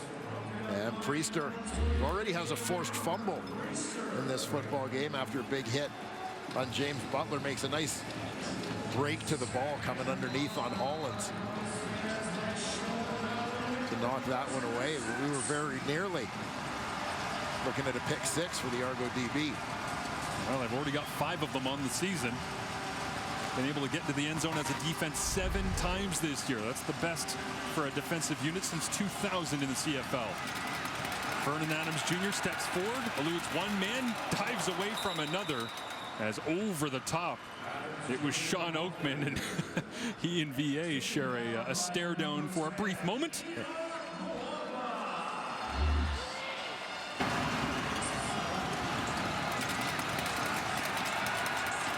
Timeout, Toronto.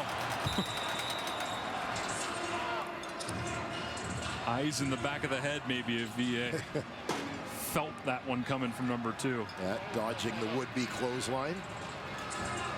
I'll say, though, how would you like to, as he comes up a little bit on the limp, going down to the turf, but how would you like to dance away from Jagarrett Davis, have to duck underneath Sean Oakman, and then get hit by Enoch Mwamba as the prize at the end of the play? Yeah.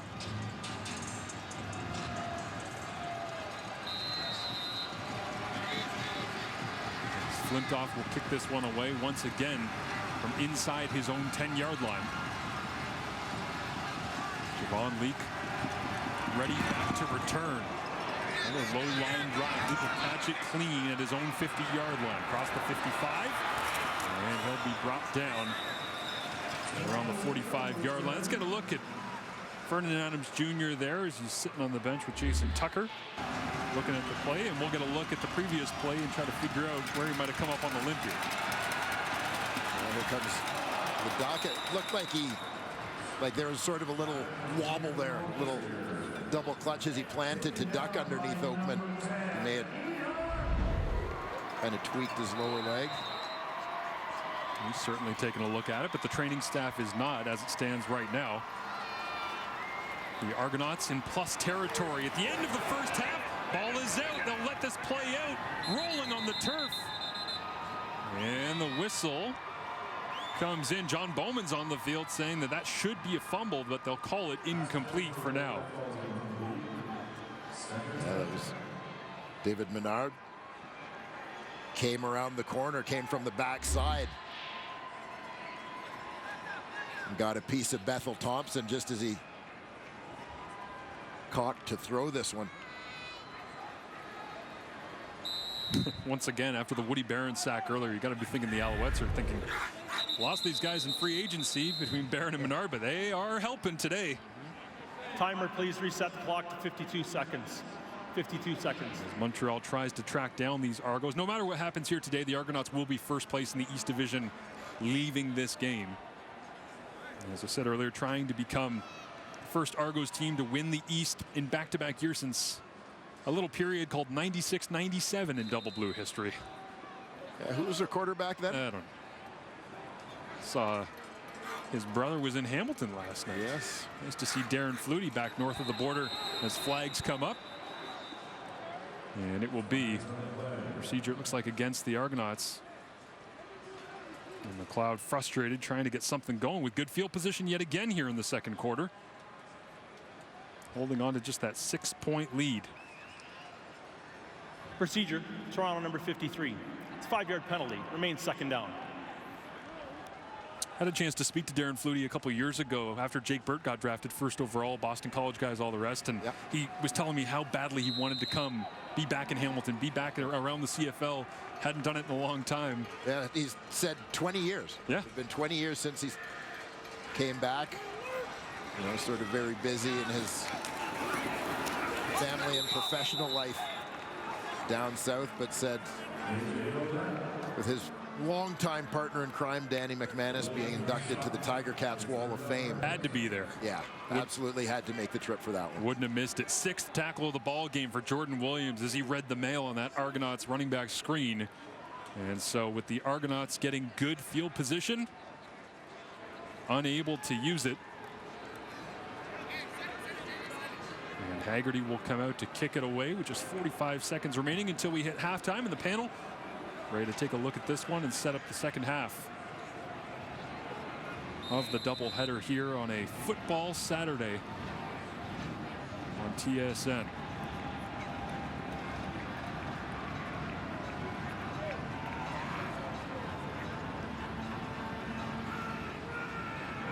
Haggerty will bleed as much clock as he can before putting foot to ball. Terry Williams catches it at the 13-yard line and absolutely run over on special teams coverage, as that is number 45, Jack Saar out of Carleton. While the ball is in flight, holding BC number 2. Kassar from Warren Park Secondary School in nearby Mississauga, Ontario.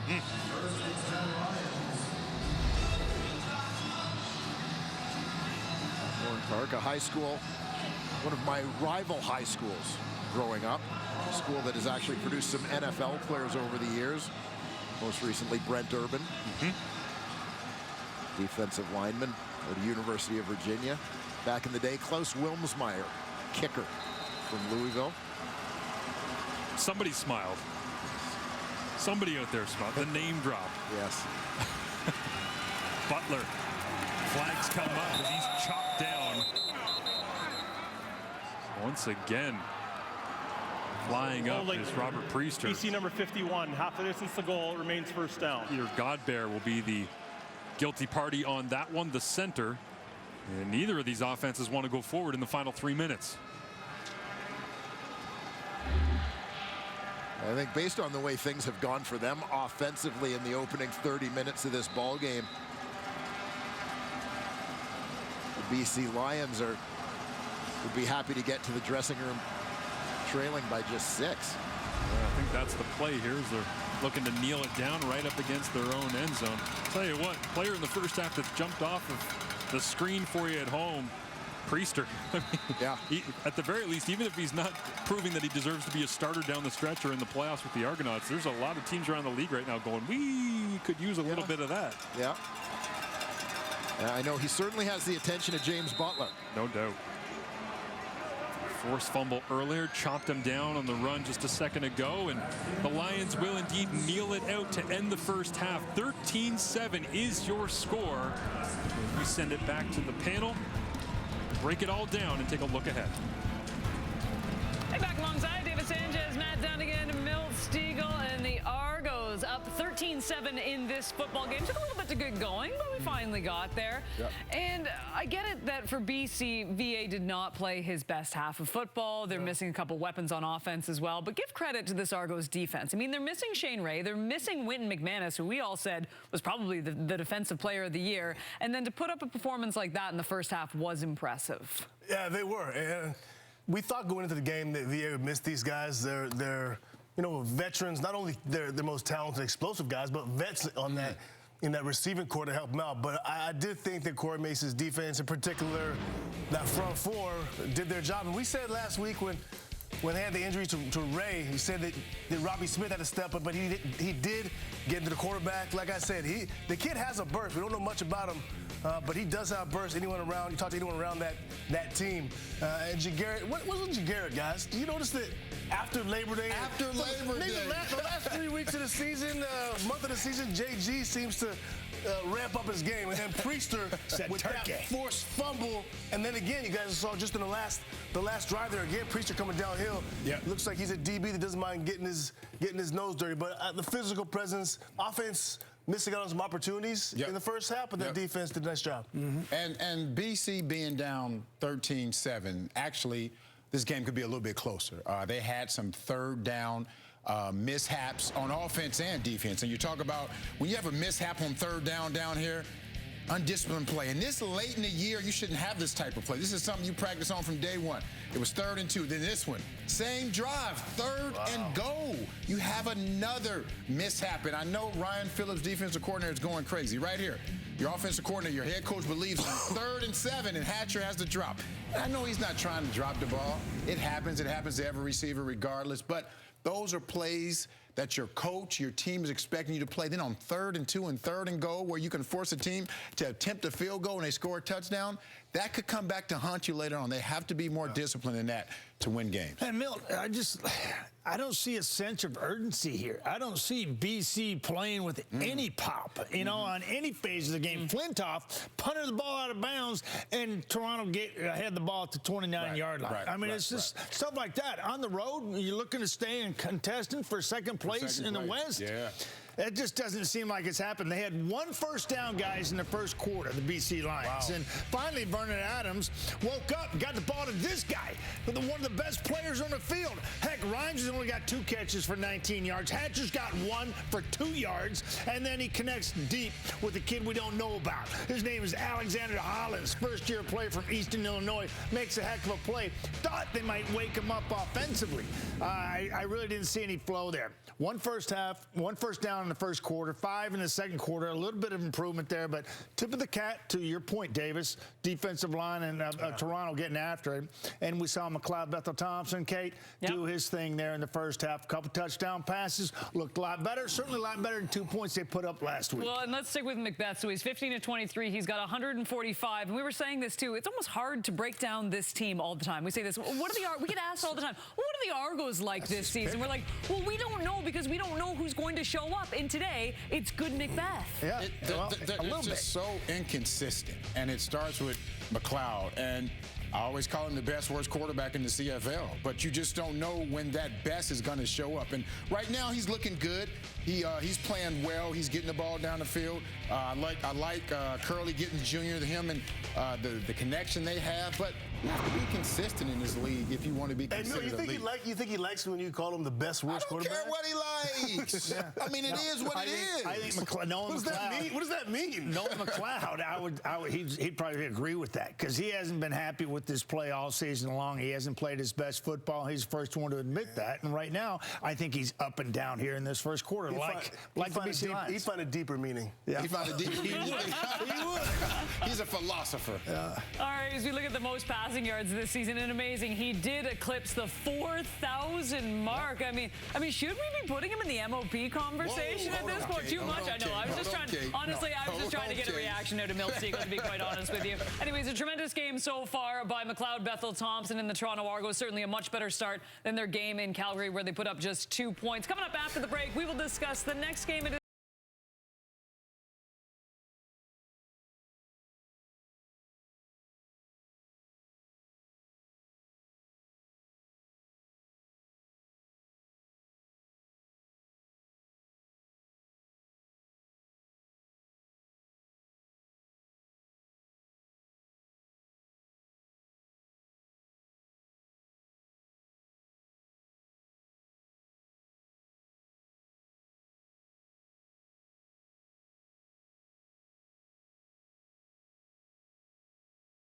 just... Hey, coming up next, it is the Elks taking on the Bombers. Thanksgiving weekend continues here at TSN. You can see that 7 Eastern, 4 Pacific. The Winnipeg Blue Bombers, the cream of the crop when it comes to the CFL. We were just talking about MOPs. I think at this point we can all agree that Zach Collaros is probably your top at this point. But when it comes to this game in particular, you got the Bombers at the top, you got the Elks at the bottom, a 10.5-point spread. Mill, what do you expect, knowing there are a few more things to wrap up? Well, the Elks have won 4 games, and all 4 have been on the road. So I expect a hard-fought game. What is it, 10.5 points? I don't know if that's going to be covered by these Winnipeg Blue Bombers. We know Chris Jones, what he can do to a team. I like the way Taylor Cornelius has been playing. Of course, Winnipeg is head over heels a lot better than these Elks, but that means nothing. All you need to do is go out there and make some plays and have opportunity. So this is not going to be a blowout by the Winnipeg Blue Bombers, in my opinion. I like what I see out of these Elks, and Chris Jones, we know what type of coach he can be. Did you say that they're head over heels better than them? Yeah, you don't like that? No, I don't like that. So what should I have said? That's old school. When you say head over heels, a whole lot better. Come up with a term. well, like head over heels is like you're in love. Like it's like, oh, you're head over heels. I asked him. I wasn't even talking to you. No, it doesn't matter. I get to chime in. It's my job. I'm in this chair. Stay focused. Look, I say this. It's a difficult situation for both teams. I mean, Winnipeg is pretty much locked in that #1 spot. It's not official, but they're pretty much locked in there. And for these Elks, it's going to be really, they're likely not playing in the postseason. I would say this, we know there's a sense of pride, one thing, and that record and have not won at home is an ugly thing to live off that whole off season. And everyone's playing for jobs next year, but you don't want to be there for the next 6 months having to hear about that again if you're the Elks. I expect them to be motivated, whether they win or not, because Winnipeg is definitely head over heels better than the Elks. No question. I like that. And I can say that I fully expect the Winnipeg Blue Bombers to go out there and stay locked in and take care of business. And I think they're going to cover that 10.5. But I really think this is a football team that understands the incremental battles and how they go about their day-to-day business and to stay focused. And I think they're going to go out there and prove it to everybody and prove it to themselves once again and go 1-0 this week. That's their whole idea. And they're getting some valuable playing time for guys like O'Leary Orange, and McRae is continuing to get quality reps. And then you've got Adams filling in for Jeff Code on the defensive end position. Guys are getting, and this is making the team better. So guys are getting meaningful reps and meaningful games. And to me, this just makes the Winnipeg Blue Bombers even better. I expect them to go out there and be head over heels better than the... Why are we using head over heels into everything? Now I'm going to work that into every single sentence. Kevin Brown, by the way, I love watching this guy play 4 games for Edmonton. He's run for 320 yards, 43 carries. He's averaging 7.8 yards an attempt. I mean, that is someone that Jonesy has certainly found a diamond in the rough, to say the least. That's our later game. We've got to wrap this one up. Matthew Shinetti standing by with Jagarrett Davis right after this.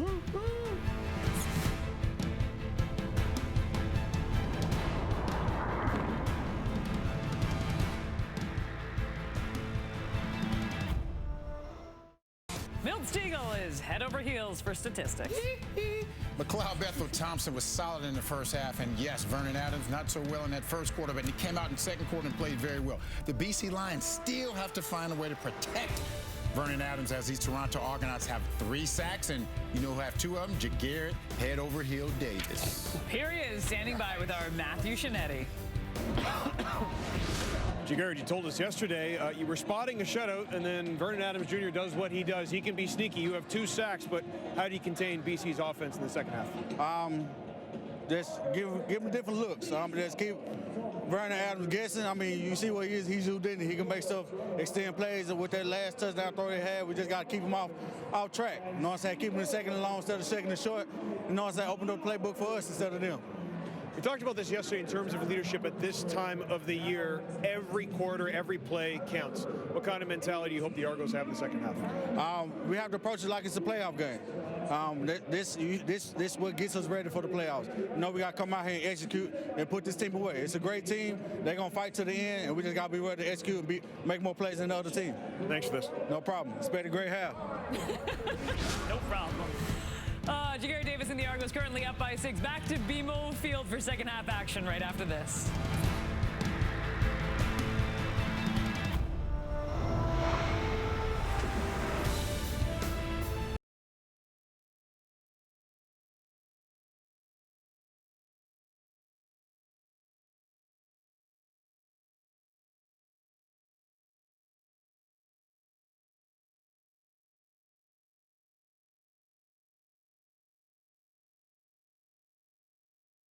That touchdown grab.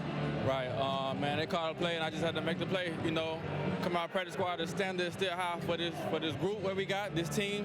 So it's just not no coming out practice squad, just coming out here. We got to make plays. Got to make plays to win that, and that's what I'm here to do. Now, in terms of making plays, you're going to have to make some more in the second half. What were the conversations inside the locker room? Right, man, you know, we started off kind of slow in the first half, you know, trying to get things going, but we're going to come out strong this second half. We're going to make some plays. We're going to execute. We're going to come out with this win. Thanks for this. Thank you. Talked to Toronto's free safety Royce Mechie this week, and interesting, he was talking about self-scouting himself. He knows the teams try to go after the free safeties. I'll go back, I'll watch my last 3 games. I'll see what teams try to do, double moves, the ways they attack me. I don't know if there's much he can self-scout on that Alexander Hollands touchdown other than you just got to make a play on the football. That thing hung up, and he went after it. Yeah, no, absolutely. Mechie got himself into position. Vernon Adams took a shot, gave his receiver a chance to make a play, and Alexander Hollands rewarded him for that faith. VA never scared to take the shot over the top. It was successful as the Lions got onto the board. That's their only 7 points, though, trailing the Argos 13-7 as we open up here with Javon Lee bringing the football across the 30-yard line, and there is number 4, McLeod Bethel Thompson, in that first half, 15 of 23. As you see, no touchdowns, no interceptions, plucking away and trying to find some throws to make all over the field.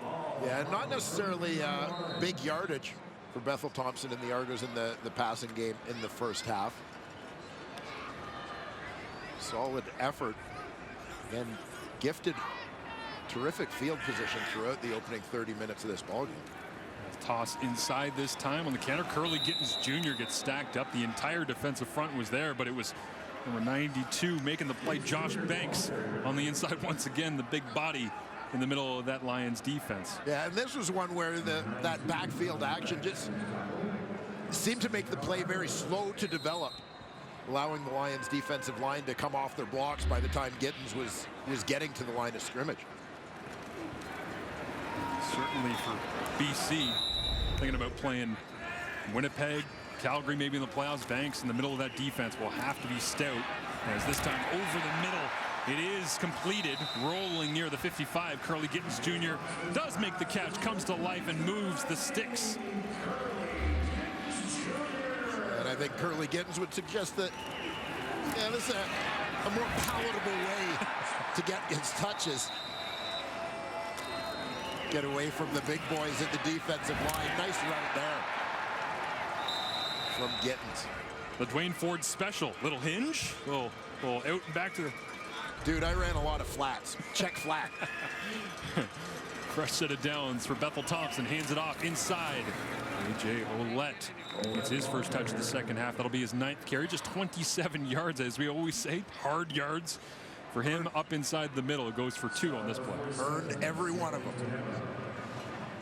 The Argos running game, last in the CFL yards per game, last in average rush gain, last in rushing touchdowns. I mean, they're really not leaning on it much at all. And for a team that you think back, of course, to the Andrew Harris signing in the offseason, that was what they wanted to sort of build their identity around. Certainly evolved through the season with the Harris injury as Bethel Thompson looks over the middle, incomplete. He gets hit as he released the football that time. Matthew Betts got his hands in on the Argonauts quarterback, and it falls to the turf, incomplete. Once again, there's Rugamba making a play. Yeah, another nice play through the season with the Harris injury as Bethel Thompson looks over the middle, incomplete. Rugamba in coverage, we've seen him a couple of times come up big in this ball game. You go back to the start of the year when it was Quincy Moget starting at free safety. Luchez Purifoy was in the nickel linebacker spot when Moget went down. As we have Toronto is challenging the previous play for pass interference. The play will be reviewed. So Ryan Dinwiddie, 2 of 9 on the season with challenges. He's throwing it here, looking for defensive pass interference. They'll review. We'll have the answer for you when we return to Toronto.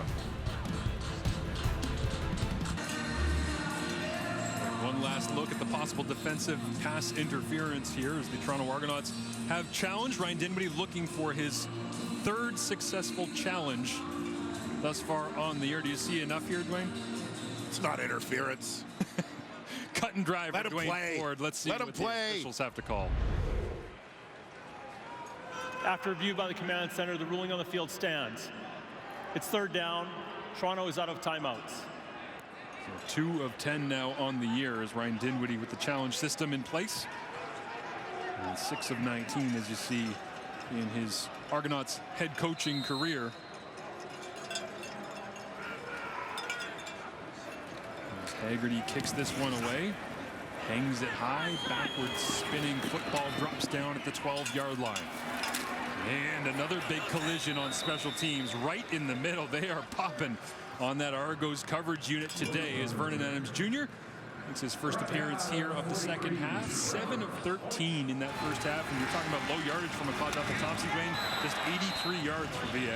Yeah, and a BC offense that never really found its stride in that first half. I mean, there was one play that stands out when you think about what BC did offensively. You know, James Butler had a nice run or two, but the passing game limited to the Hollins touchdown, really. 3 sacks on VA as well in that first half, trying to avoid a 4th. He rips this one out. It's Katoy as a flag comes down in the backfield, and the big man in BC, Katoy, rumbles down the sideline. Holding BC number 51. It goes against Peter Godber. It's a 10-yard penalty. Repeat first down. They'll back it up once again. So Godber maybe struggling up the middle. Sean Oakman maybe making some noise again. There's a look at the BC Lions center, former first-round pick out of Rice University.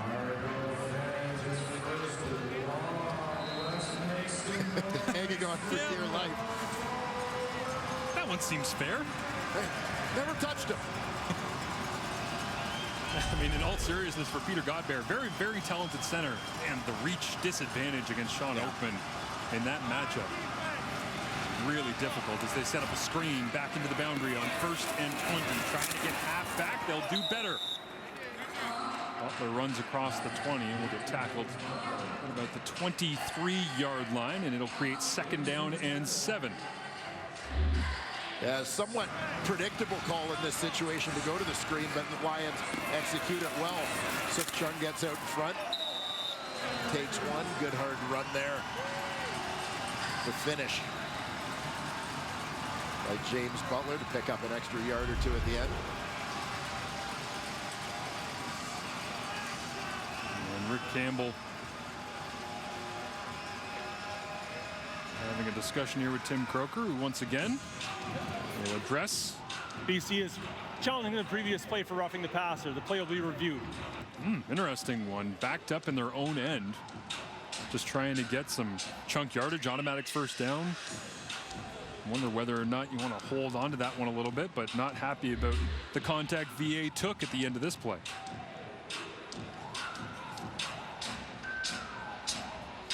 Yeah, hands came in high from Priester, kind of slid up under the chin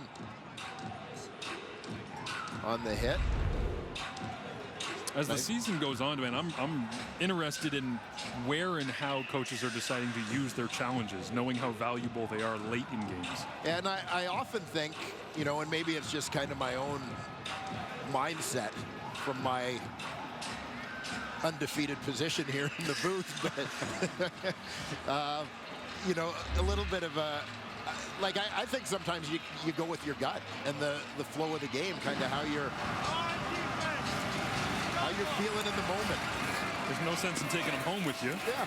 Right? So I guess that's the counter argument, but certainly if you miss one, you wish you had it at the end. So I guess the question here is whether or not there was direct contact to the head. Was it a blow to the head that would lead to roughing the passer? As Vernon wants to get the next call in and get moving. Got a feeling he might already know the result of this, and he's worried about 2nd down and 6.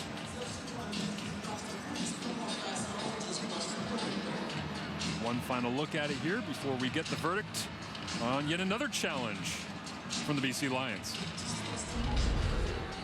After review, the ruling on the field stands. It's 2nd down, and BC has been charged with a timeout.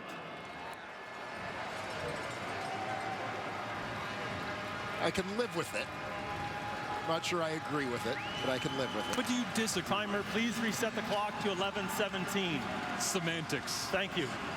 Yeah, I mean, to me, it looked like the contact came in around the chin and the hand slid up as you saw Adams' helmet slide up. But VA has been focused on 2nd down and 6 for the last minute or so, and so here he is, his opportunity to move the sticks. He does, throws a strike over the middle of the field. Dominique Rhymes hauls it in, and that will be his just 3rd catch of the ball game and double his receiving yardage here in Week 18. Yeah, Rhymes enjoying such a consistent 2022 season. He's sort of your prototype as a receiver. Big frame, long arms, big catch radius that goes along with it. Lions now 3 of 9 on 2nd down conversions in this ball game. Quick screen to the outside. Just read the bubble and got it out as quick as possible to Scarfone. And he will be wrapped up after a quick gain of 5 yards on the play. And in terms of dispersing the targets in this offense now, with Lucky down, Brian Burnham down, Jordan McSimic said this week, like, it would be irresponsible of him as an offensive coordinator to not try to find Rhymes more often, like to run the offense through him on plays like that on 2nd and 6 when they got to have it back up in their own. Yeah, no, absolutely. And Dominique Rhymes is a guy who has earned that opportunity to be leaned on. They'll bounce Butler out this time. Looks like an empty set. 3-by-3 they go for VA on 2nd down and 5. Pressure on. Dances away. Flag comes down. He throws it over the top. And free running through the secondary. It's Hollins once again with the flag back in the offensive backfield. Hollins wants the end zone. He'll be wrapped up and brought down. But this one is coming back. Holding. BC number 50. It's a 10-yard penalty. Remains 2nd down. Another call against Philip Norman as he and Godbear struggling to contain that front 4 of the Argonauts. We'll take a look again here at the center. Godbear attended high school just outside of Toronto at St. Andrew's College.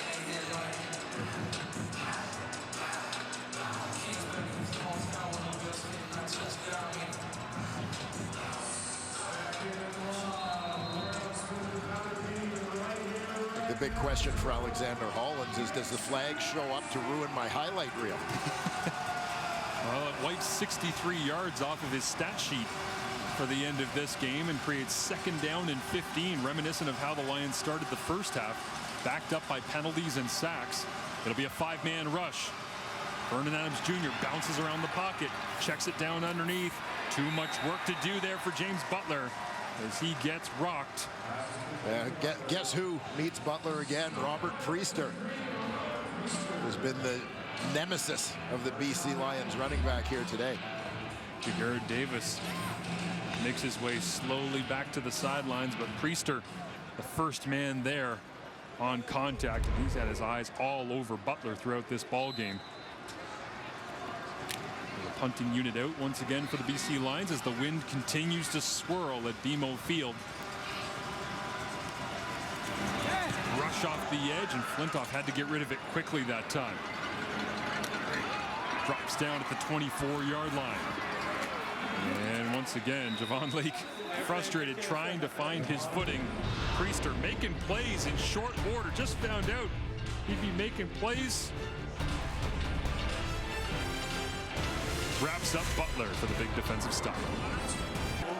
Just 3 tackles and a forced fumble for Robert Priester, but certainly has had an impact on this football game, flying around and playing fast thus far as the Argonauts defense continues to hold BC to just 7 points on one big play.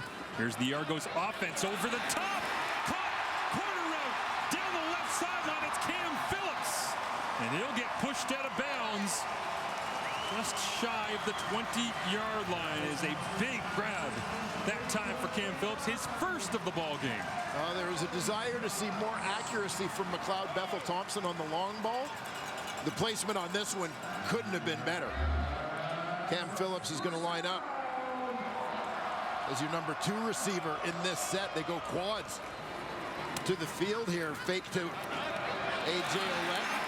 Just dropped it in perfectly down that sideline to Phillips. Nice touch. Bethel Thompson back to the line.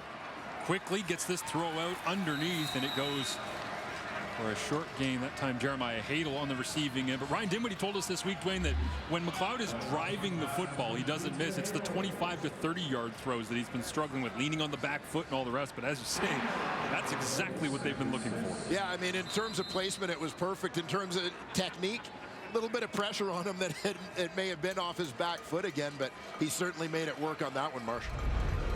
Dinwiddie said a lot of teams are playing man coverage, pressing our receivers, forcing him to make throws. He connects, but now can he convert on second down? Goes to the short crossing route, and the ball is out, but they will whistle Hadel as being down as Gary Peters was chasing him all the way across the field in coverage.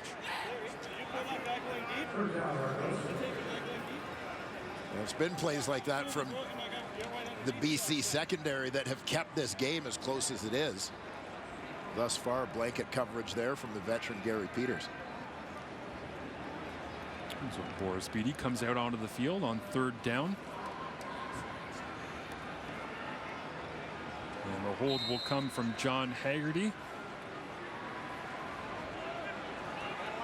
It will be from just outside the 25-yard line.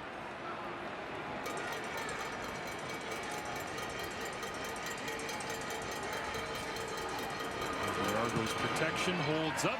Snap is back. Hold down. Kick up and good. And Toronto now leads by 9. 16-7 over the Lions.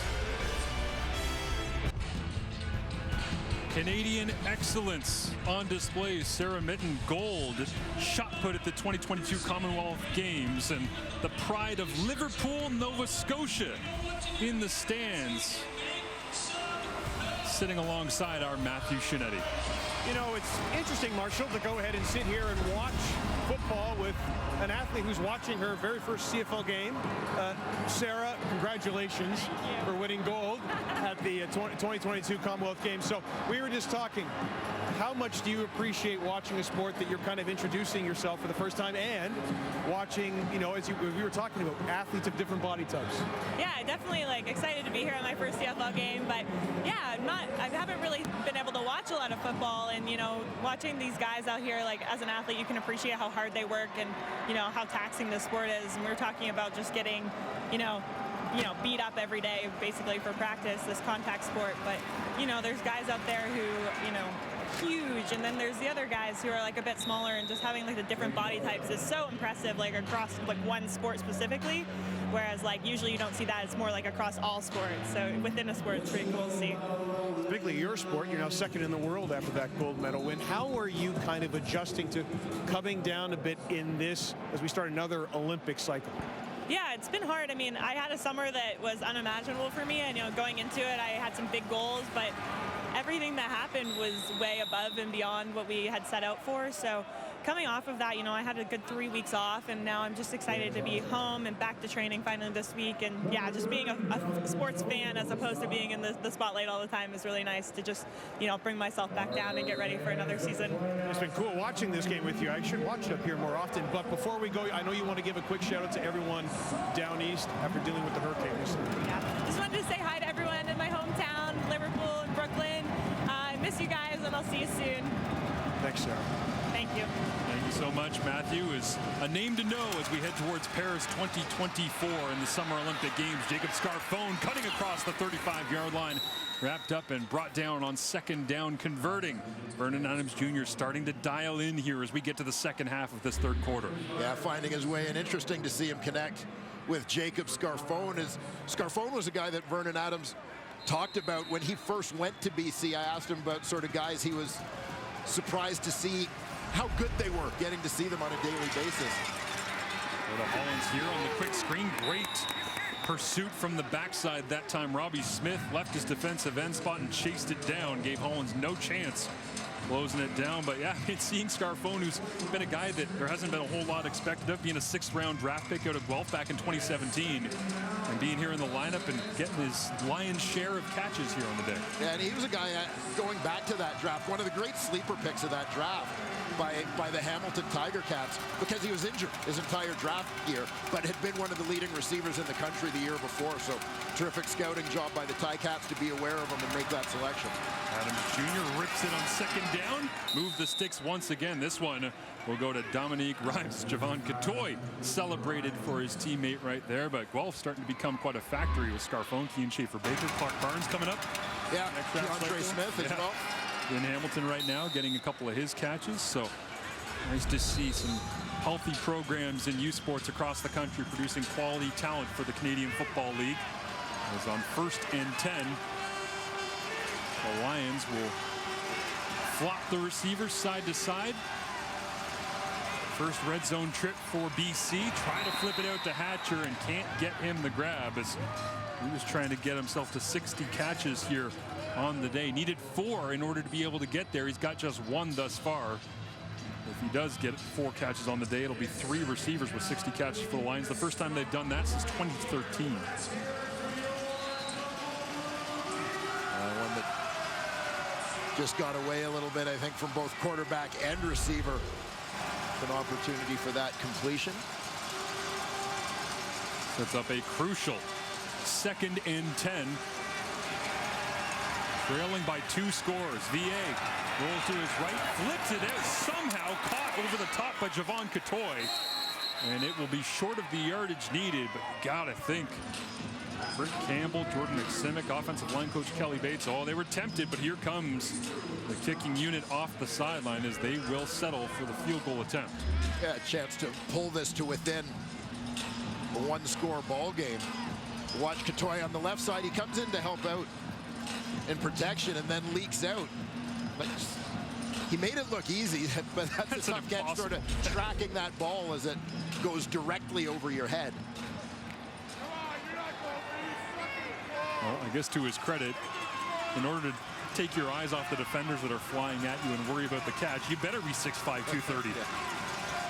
Not sure a smaller man would have been comfortable doing that, but Catoy picks up some yardage and makes it a shorter field goal attempt here for Sean White. 15 straight makes and make it 16 as he's got himself over the 100-point mark for the 9th time in his 13-year career.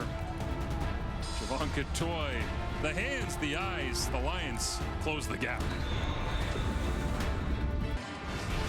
CFL coverage continues rolling tonight on TSN with another Thanksgiving weekend presented by Purolator matchup. Don't miss the Elks versus the Blue Bombers as they take to the field next. Catch Taylor Cornelius and Zach Collaros in action. 7 Eastern, 4 Pacific, only on TSN. Taylor Cornelius is a difficult evaluation, man. He's making plays all over the place, and the Elks finding new and exciting ways to keep their home losing streak continuing. We're not talking about that, Mark. For the Edmonton. Next question. Was thrown out of bounds as A.J. Ouellette by Ben Hladek. Toronto's offense back on the field here, leading by just 6 after the Sean White field goal. Keep an eye on Betts, number 90, coming from defensive left. We're getting after Bethel Thompson, former number 2 overall pick out of Laval. Excuse me, number 3 overall. I was gonna say. Yeah, I'm slipping. Lost your fastball for a second there, man. Bethel Thompson rifles one over the middle. It's incomplete, but a flag comes out. It was Marcus Sales in coverage on Curly Kittens, and Curly has a word to say. It's the confidence in Curly Kittens Jr. you see in stuff like that would have been unthinkable a couple of years ago. Yeah. He knows that there was defensive pass interference, and he's willing to call people out on it.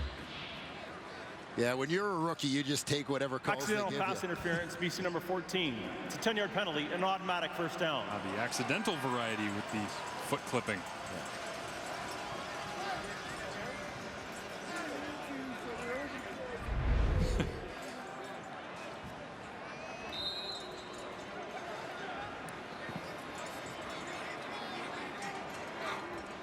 Curly goes back to his slot back role as Clyde Bethel Thompson. Nowhere to go with the football that time.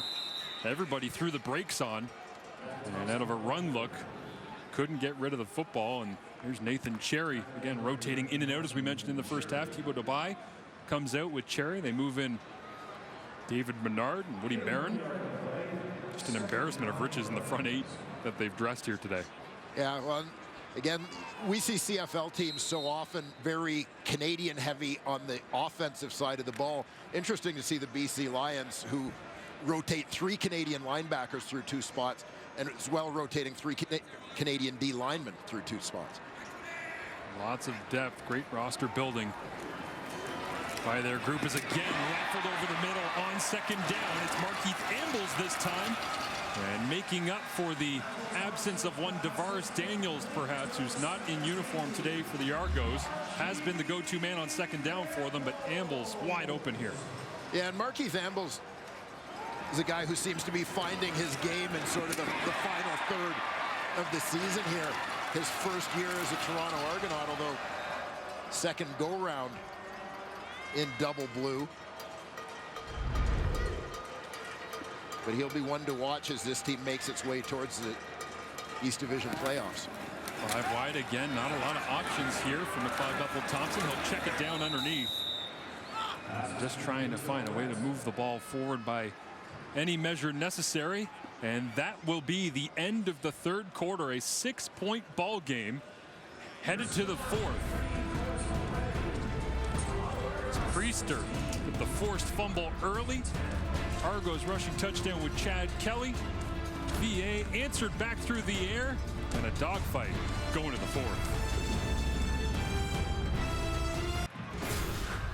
The Toronto Argonauts continue to lead as they attempt to hold on to first in the East Division as it stands right now, moving the football. Some missed opportunities early on in this ball game to increase the score against the BC Lions, but we are headed to a 4th just like we have the last couple of times that BC has made their way east here to BMO Field. That could be close down the stretch. Yeah, and the thing that's got to make you a little bit nervous when you're the Toronto Argonauts is the missed opportunities that have left the BC Lions within striking distance. Sort of a one-possession game here, and a team that, I mean, regardless of whether it was Nathan Rourke, where they were somewhat unstoppable offensively, or Vernon Adams, with whom they remain very dangerous, and they've demonstrated that in a couple of games under VA, to be within 1 touchdown, you're a little nervous around BC. The guy who knows a thing or two about explosive offense, closing out games in the 4th quarter.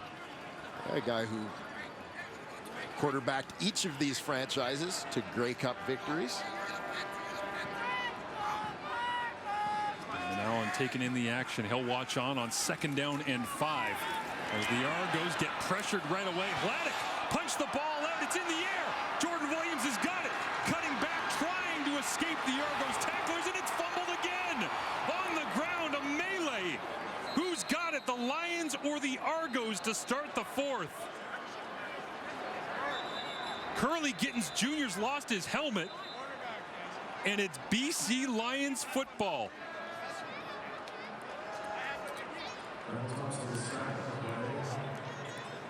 There was stuff happening all over the field on that one. Watch the heads-up play here by Vladeck to punch the ball out. Comes over the top with the strip. Jordan Williams with the scoop. Curly Gittens with the strip. Somewhere at the bottom of that pile, orange long sleeves come up with it. But a couple of Canadians, one on offense, one on defense, going ball hunting. With a Canadian with the recovery in between.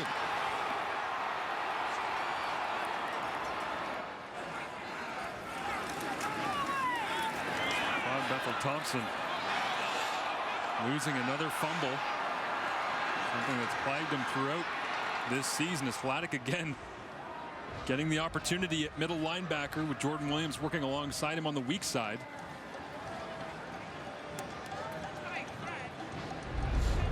Looks like the training staff's out attending to perhaps an official as well after the craziness of that last play. As they were getting a look at Tim Croker as he got hit on the play while trying to do his job and cover it all up. Low as well. Working through the coverages and how everything will move forward.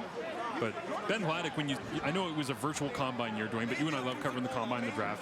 And 46 there that's being the middle linebacker today for the Lions was an absolute freak based on everything we had heard, everything, I mean, the size, the speed, the burst, all these things. It's come to life for the Lions here. I could not believe in 2021 that he fell to 22nd. Felt like there was more potential there. Maybe teams might have reached on him if they wanted to try and see what he really was as a player. But BC got him at pretty good value, all things considered. And here he is making a big play late in the season. The command center is reviewing the previous play.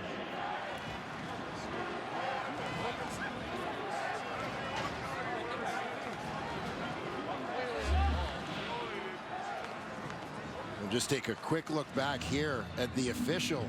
Our referee, Tim Croker. You see towards the right side of your screen at about the 54-yard line.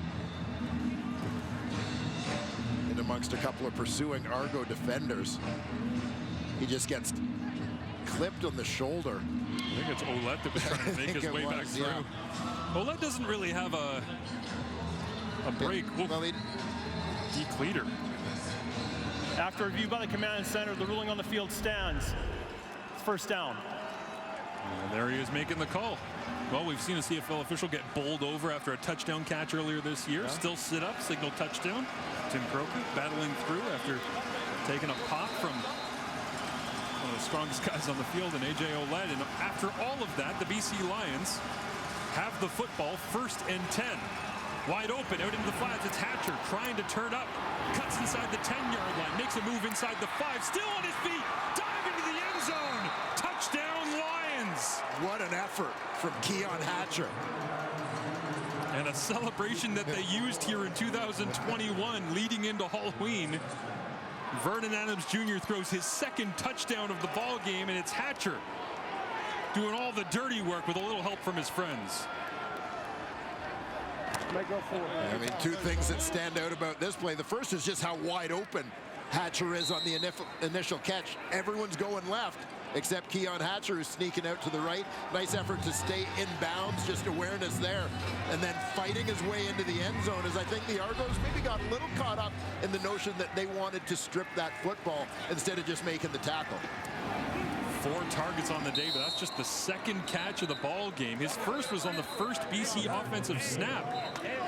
As Tanner Dahl, the long snapper, gets into a little conversation with the Argos rush on that extra point, but tag on the Sean White convert, and it's a 17-16 game for the BC Lions. They attempt to hold on to their place 3rd in the West Division and try and clinch a home playoff game as well, trying to track down those Calgary Stampeders who they finished the regular season against in back-to-back games. And a lot of people say that defense wins championships, but you know, I mean, as important as it is to have a good defense, you know, it is one of the lessons learned from Wally Buono over the years.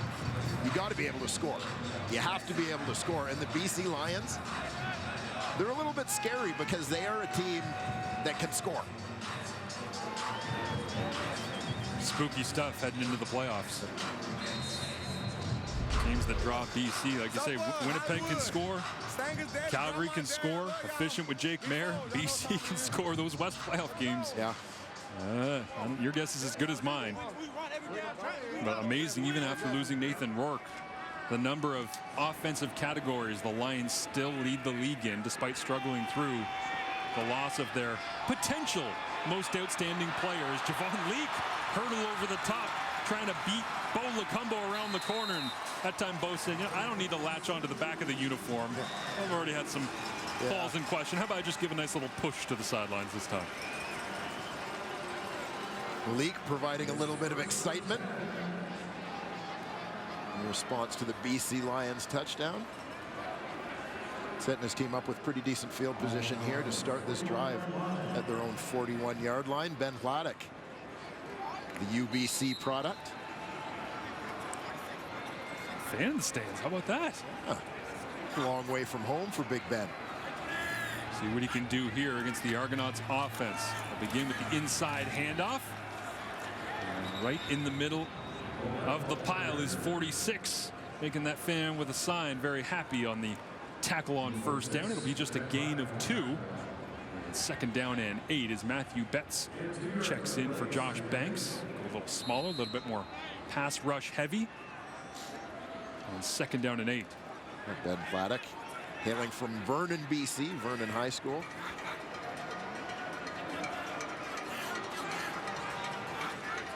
Keem Johnson still in on the field corner, working against Brandon Banks. That's the side McLeod Bethel Thompson looks to. Now he throws it underneath. And it will be incomplete on second down and 8.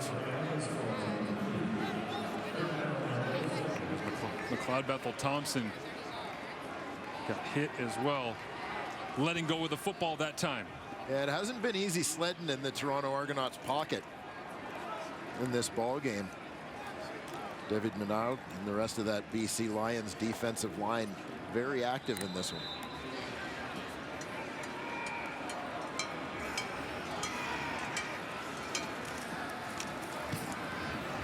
Haggerty lets it fly. One of his best punts of the day, drops down at the 20-yard line.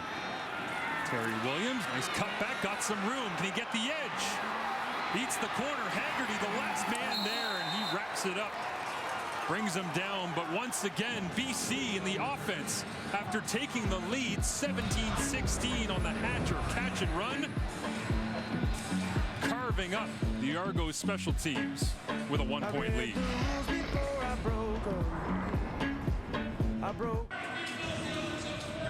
Purelator Tackle Hunger, of course, a standout program here on Purelator Thanksgiving weekend.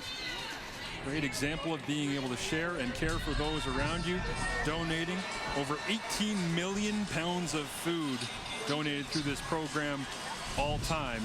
And great to be able to see fans coming out supporting. The last of the Purelator Tackle Hunger events is going to be coming up next Friday in Ottawa.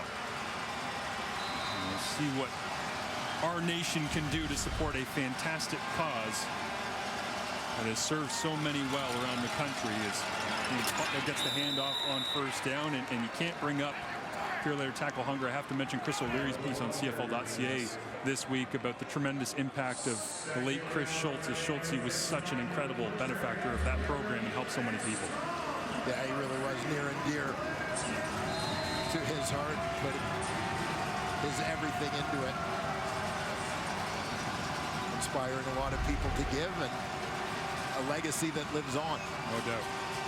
Those two terms, Chris Schultz, Purelator, connected forever. As the great program continues to do great work for many across the country. Vernon Adams Jr.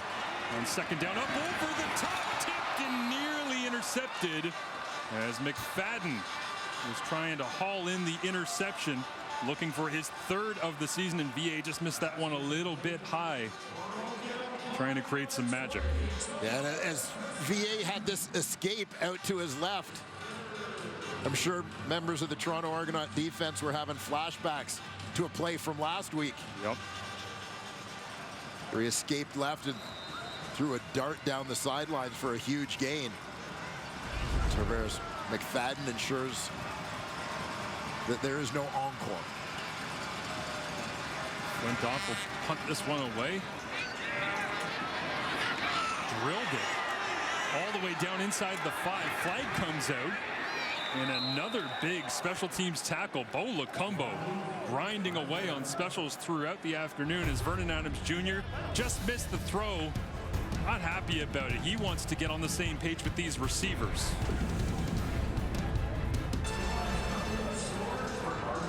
Well, as we went to break, it was illegal participation here. Javon Leake on a special teams adventure. Watch the left toes out of bounds, right toes out of bounds, come back in bounds. Pick up the football. That is against the rules in the Canadian Football League. Yes, that said, we'll take when you're an Argonaut, take the illegal participation rather than leaving the ball unattended on your own 1-yard line, having already touched it. So the Argos offense on a hard count here against a 4-man rush. McBeth over the top, trying to squeeze it into a tight window, incomplete. And there's Marcus Sales right there on the coverage. And it will create the always dangerous. Oh, you see a little blood on the chin strap there of McLeod Bethel Thompson, it looks like, as he lines up on 2nd down, ready to fire away from his own end zone. A tough situation to be in for the Toronto Argonauts, particularly knowing the pressure that Bethel Thompson has faced throughout this game. BC, early indication that they'll only rush 4. And it is a 3-man rush, set up a screen, flip it out. The Argonauts across the 10, and it will be a 1st down for Toronto. So finding almost reminiscent of something that Montreal was able to pull off against Edmonton a couple weeks ago with that little middle shovel to move the sticks back up in their own end. Yeah, nice execution here. And the Toronto Argonauts, Markeith Ambles, the man coming across to take that short toss. Efficient to be able to move the sticks back up in their own end. That was a big one to execute for Toronto against this BC defense as Toronto trails by 1. Checking it down over the middle. Ouellette makes the grab. And they'll cross the 20-yard line now as you get a good look at Bethel Thompson banged up, covered in mud, bleeding on the chin strap undone. It's been a day for number 4. He's getting hit a lot, even when getting rid of the football like he did on that play, as Ouellette pops up onto his feet. And on 2nd down and less than a yard, Ryan Dinwiddie says, you know what, maybe let's let Chad Kelly take a hit here and let our starter head to the sideline. Yeah, a couple of nice plays back-to-back there, I thought, by the Argos under the circumstances, given the field position. High percentage, low-risk type plays to pick up just the yards they need. And they'll look to throw. Isolated routes. Javon Leake on the outside. Man coverage provided by the middle linebacker, Ben Hladek. And Chad Kelly hears it from the sideline, and BC is an interesting call that time. Backed up in their own end on 2nd and 1. Kelly tried to back shoulder it, but Leake lost the footing. Again, I like the play call. And 2nd down, that's less than a yard that they need. So feeling like it's a freebie. Always a gamble given the field position, but I like the aggressiveness there. Backed up in their own end, 3rd and inches. And they convert, make the play. Kelly will indeed reach across dangerously. And did the football come out at all? No, they're going to say ball was spotted down, but I mean, Kelly with a single hand trying to extend it. And they do maintain possession. You could hear the collective gasp of the stadium right about here as he reaches forward with one hand as he's on his way down.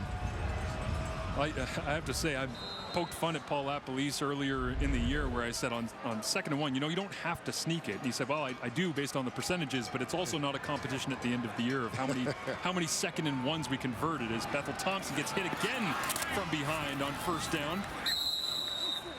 Pushed out of bounds as Markeith Ambles picking up a gain of a couple, but starting to see consistent pressure play after play. Woody Barron got home that time from the backside on McLeod, who's catching his breath after absorbing the hit. And Woody Barron has certainly made his presence felt since getting back into this BC Lions lineup.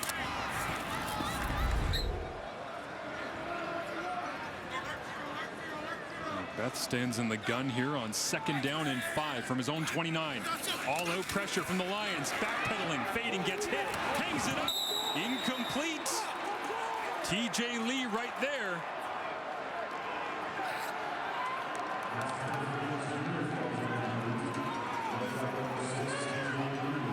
McBeth slow to his feet, staring it down as BC came after it, Dwayne. Yeah, and keep an eye on Manny Rugamba, who's in full sprint mode here, bearing down on the Argo quarterback, forcing him to rush that throw. Bethel Thompson still pretty accurate with the delivery.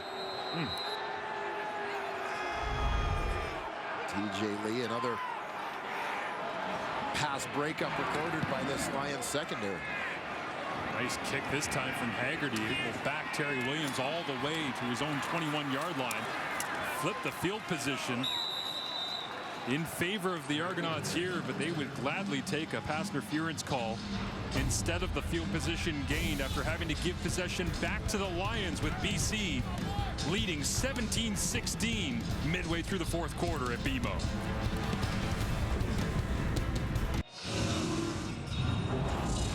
Is the Advil dual action play of the game as Vernon Adams Jr. stutters the feet, flips it out.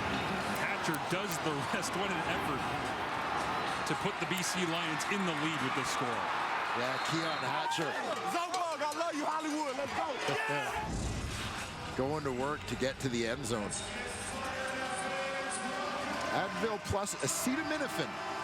Rolls off the tongue. Dual action play of the game.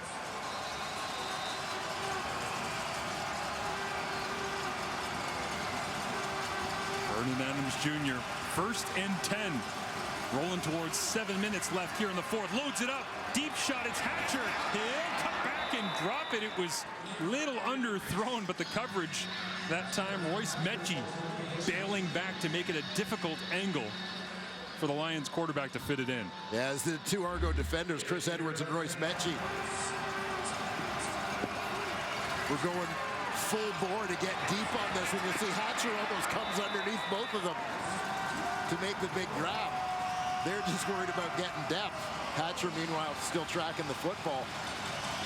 Almost added another one to his highlight reel today. That could have been one of those underthrown, cut back, catch it, walk in. And it bounces off the hand, so 2nd down and 10. VA working his way through progressions, pumps, still moving around the pocket, climbs the pocket again, throws it, and it is caught. It's Katoy. Couldn't go through all 6'5" of them. He defends the football, and somehow Vernon Adams Jr. extends the play long enough to find 86. This is the thing when you look at the BC Lions receiving corps. In Rhymes and Katoy, you're playing against a couple of power forwards. Vernon Adams with just a little bit of time in the pocket. Well, what did Jagarrett Davis tell us this week, Dwayne? He said on VA, one of the most versatile players in the CFL. He can turn anything into a magic, extend plays. He keeps you up at night. I think that's exactly what Jagarrett was talking about, as James Butler goes gashing through the secondary and continues to add to his impressive total on the day, as that'll take him up over 75 yards on the ground.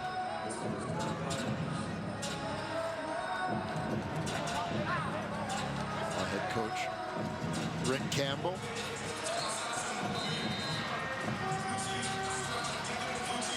His 2nd full season as a BC Lions head coach. Had a nice turnaround year. VA on a roll to the right, looks over the top towards a rope. Dominique Rhymes broke free from McFadden that time, and the swagger of number 8, he is in rhythm.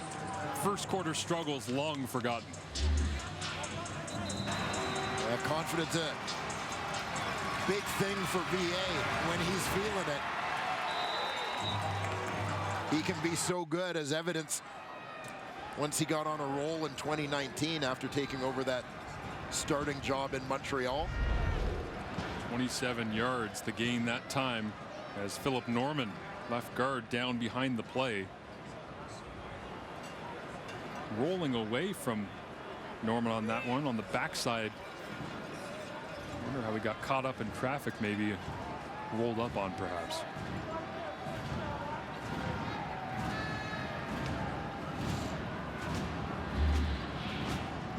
Yeah, you saw Norman, left guard there, number 50. Saw him just before we went to the replay, reach for his right shoulder. Just appeared he kind of got that arm caught up and twisted a little bit when he was engaged in the block. And listed on the depth chart as the backup there is Noah Zur, the first year out of Saskatchewan, second round pick in this year's draft. And they'll actually bring in Andrew Pearson, who's been playing a little bit of right guard when Sue Chung was down. And so Pearson comes in at left guard. And we'll keep Kingston guy. He is a Kingston guy. Holy Cross secondary by way of Gannon. Undrafted as well. Actually, interesting connection mentioned after this play as they go inside handoff and run it right behind Pearson on first down. But the BC Lions are attempting to have a home, make the playoffs, I should say, since first time since 2018. In that game, the 2018 Eastern semifinal, remember, that was the crossover where BC came in and played in Hamilton against the June Jones coach Tiger Cats. And Andrew Pearson started at center in his rookie year, undrafted, and had to line up across from Ted Laurent. Yeah. That was not a good day. The CFL kid. Not a good day for the BC Lions. It's difficult to protect up front, but he's come a long way since. Vernon Adams Jr. on second down and 7. 5 receivers available. Loads it up, blindly flips it out to the wide side. Never really got the hips around on that one. Dwayne claps his hands and knows he might have missed it on second down as the field goal unit trots off the sidelines. Yeah, and a tough throw, as you said, sort of that angle, getting the hips around, and it becomes a long throw out to that wide side flat. It looked like Adams had Katoy right away as the receiver free release to the flat, but took Adams time to get there in his read progression. Sean White continues his make streak, 16 straight as it stands right now, and the Lions will line this one up coming from 29 yards away. Went off the hold. And White knocks it through, and it's a 4-point ball game, and so the Toronto Argonauts will need to get themselves a major as it stands right now. There's one guy in the league you could strap a microphone on for every game. Who would it be? You know, Chris Van Zyl would be high on my list if we're counting guys on the injured list right now. McLeod Bethel Thompson climbs the pocket on first down, waits, finds an open receiver, cutting through the middle, fumbled, and back on top of the football. Markeith Ambles lost it with Ben Platic, getting closer and closer, ready to steal that ball back for the Lions with their 4-point lead. But a nice chunk play crossing the midfield stripe here for the Argonauts. Yeah, this one is big for a Toronto Argonaut offense. It's been pretty quiet here throughout the second half of this football game. Ambles crosses the 100-yard mark here for the Argos as another completion on 1st and 10. Curly Gittins Jr. makes the grab as Jordan Williams right there to be able to wrap him up. And just taking a look back at that previous play, TJ Lee getting a hand on the football, which fortunately for Markeith Ambles takes what's known as an Argo bounce.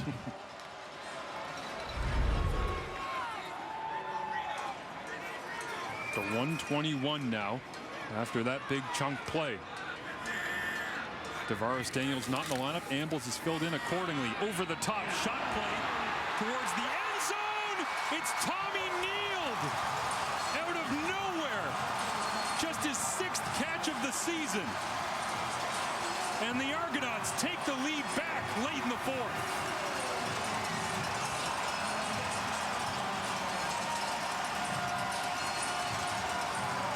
Terrific route from Tommy Neild, the second-year man out of McMaster University. We'll let you have that one. McLeod Bethel Thompson, the game in which he's experienced some ups and downs of his own, riding one of those up waves on this drive. marching the Argos down the field, capping it off with that perfect strike to Tommy Neal. There's 3 plays, 70 yards, and a minute 26. Toronto needed a major to take the lead. They've done that. A 3-point double blue advantage over the Lions as Neal, coming into today, had just 5 catches on the season. 2 of them were for 30+. He adds another, and the Argos lead.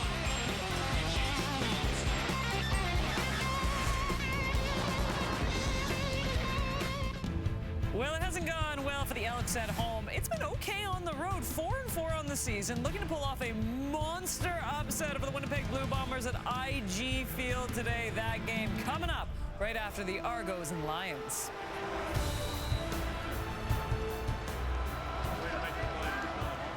There is Tommy Neal. You see him on the bench, breaking down his touchdown that's taken the lead here for the Toronto Argonauts, 23-20.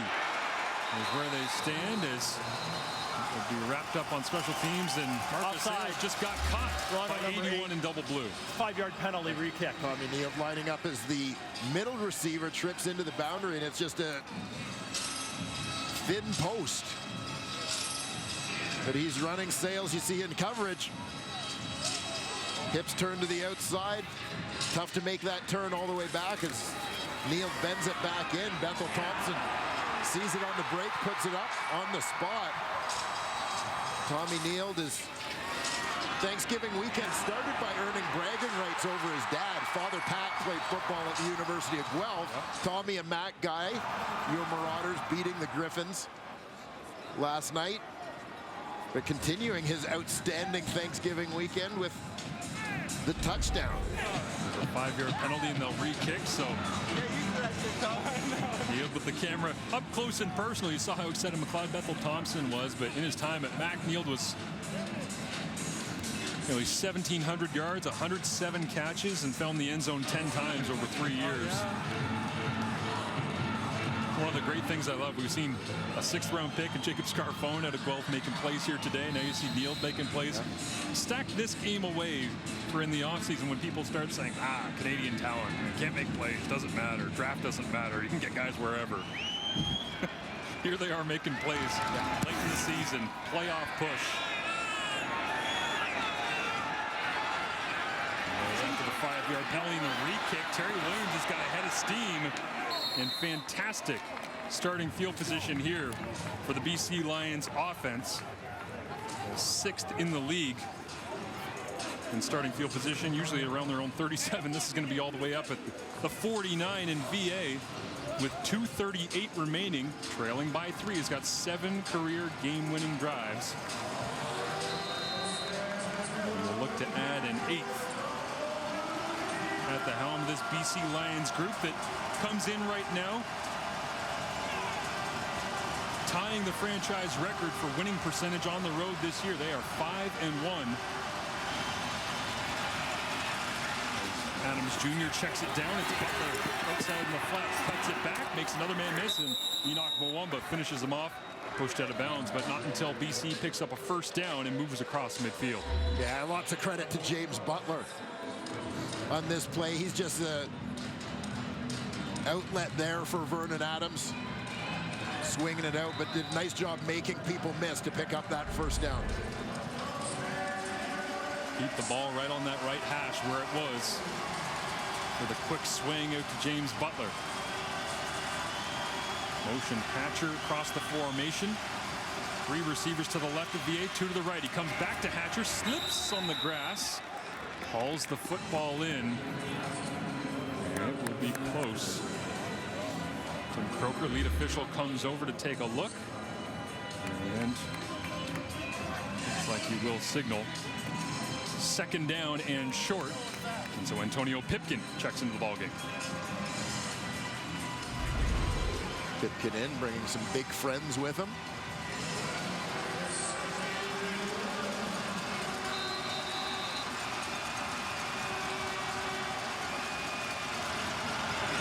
Push from the Argos front that time, but it won't be enough as Pipkin continues to fight. And we get a look at the West Division standings, which certainly a huge impact last night in the game that you did with the one and only Rod Smith between Saskatchewan and Hamilton in regards to the crossover, but BC going to hold on right now to this second spot and get themselves a home playoff date. I mean, that'll be a fun race to watch down the stretch between BC and Calgary. You know, it should be a tremendous playoff matchup as well. You know, when you look at both of those potential, whether BC or Calgary meeting Winnipeg in that West final, two teams that have really challenged the Bombers. Vernon Adams Jr. looking to his left, zips it out, and it is complete, but underneath, chopped down. There's Chris Edwards. He's playing on the field corner today, lingering out on that wide side, and chops down Javon Catoy. A little bit of a different play. I know he played corner here in his first year in Toronto. He's been the same linebacker. Shaq Richardson comes in, but anytime number 6 is around the football, violent things are going to happen to whoever is holding it. Well, I'm not sure how Chris Edwards feels about being on the corner. He's a guy likes to be in the middle of the action. Second down, Adams Jr. throws it away. And trailing by 3 with 1:36 remaining, out comes Sean White with 17 straight field goals made. And the Lions need this one dearly. Sean White, veteran kicker.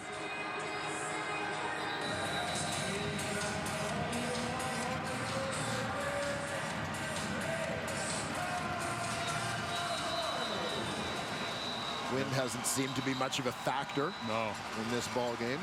And there's an injured Argo. Maybe looks like a cramp on the far side of the field. As we get a look at the East Division standings, while Jagger Davis deals with what looks like perhaps a cramp in that big right leg. And as you see, Toronto, one game advantage over Montreal, regardless of what happens here. Hamilton trying to scrap their way back into the conversation. Ottawa's still alive, as they'll take on Montreal coming up on Thanksgiving Monday here on TSN. And Saskatchewan, as you see, the crossover very much alive and in the picture. Hamilton has got game against Calgary, and then they finish back-to-back against the Ottawa Redblacks.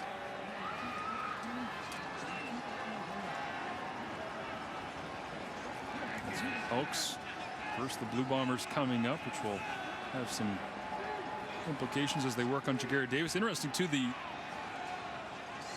home game for the BC Lions, if they're able to hold on to that 2 seed in the West Division, would be the first time they would have a home playoff game since 2016.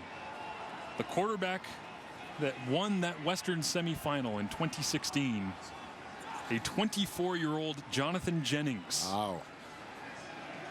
A 1-point victory over the Winnipeg Blue Bombers. Jagger Davis onto his feet. Good to see him back in the lineup. Great conversation with Jagger earlier this week, who himself was talking about being held accountable for his continuing Grey Cup streak of trying to get there. Right. As he has every season he's played in the Canadian Football League. Yes, Jagger also being held accountable for making some peach cobbler for his teammates on this Thanksgiving weekend.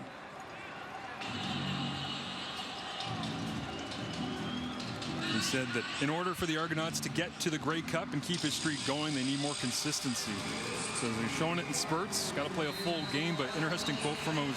We've seen every team's highest level. That's what Jagger says. We've seen everybody's best. We think we've gotten a lot of teams' best. We haven't shown anybody our best yet.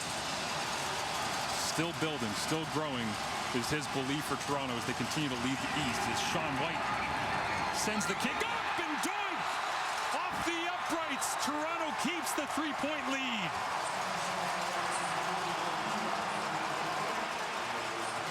And the streak is over. And a flag comes out as White made his way to the bench. Yeah, Chris Edwards got in White's face. White went down, then somebody, a BC player, went after Edwards. We'll get a look at the missed kick, and then what happened in the interaction between Edwards and Sean White here is the flags came up. It was after the play. The kick came out a little wobbly there as it square off the uprights. And as White headed towards the sidelines, head down, you can see Chris Edwards just can't wait to get in his face. Oof. And the Oscar goes too.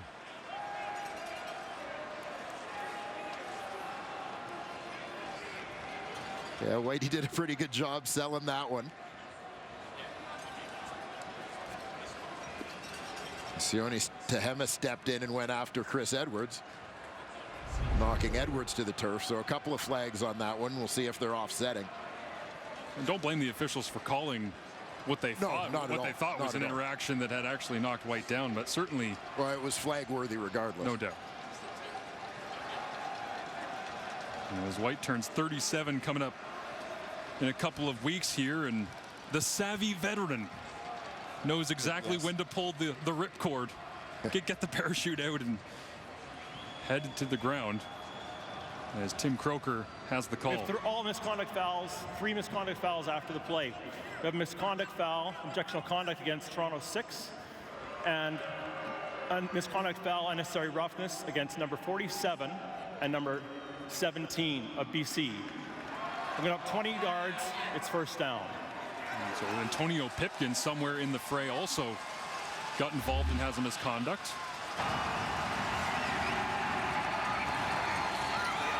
That was against number 19 BC. 19. So Dominique Grimes. But as you mentioned, Marsh, on this kick, it looked like it got down fairly clean, but awkward flight of the football. And so the Argonauts have possession with a 3-point advantage after the White field goal attempt goes off the uprights, and with a minute 25, there was a game here last year. Timeout, BC. As BC calls the timeout, where we go into the throwback machine to these two playing at BMO Field in 2021. Ryan Dinwiddie started to kneel it out, thought the game was over. As Jimmy Macho Man Camacho struggled late in this one, missed a series of field goals, and who's that short yardage for the Toronto Argonauts? Antonio Pipkin. Michael Riley in his final season in the Canadian Football League couldn't convert late in the game in a cold, rainy evening. McLeod Bethel-Thompson earned the victory after some missed kicks by the Lions on the road here in Toronto. 2nd down and 10. 5-man rush. Bethel-Thompson's got room. He'll take off up the middle. 1st down and more. Slides down as he crosses midfield. And it's a 1st down Argonauts with a minute 17 remaining. And that just popped wide open for McLeod Bethel-Thompson after the first wave of rushers. He steps up and realizes there is nothing but green turf in front of him. Massive gain for the Argo QB. Flashing a little bit of the personality there. McLeod Bethel-Thompson, he said if they were going to play press coverage, man coverage all over the place, there would be opportunities to run. Took advantage of it in a crucial moment here in the 4th quarter. Ouellette gets the edge, cuts back. Another 1st down for the Argonauts. Inside 1 minute remaining, as they move the sticks with Ouellette once again. Yeah, Lions are sending a blitz off the defensive left side here. They managed to mash that down. Nice block by Tommy Neal on Rugamba. See Neal pin him to the inside. That allows Ouellette to bounce it. A nice pickup. And after last year against the Lions, trying to kneel it out before it was possible with the clock management, the Argonauts will go into victory formation.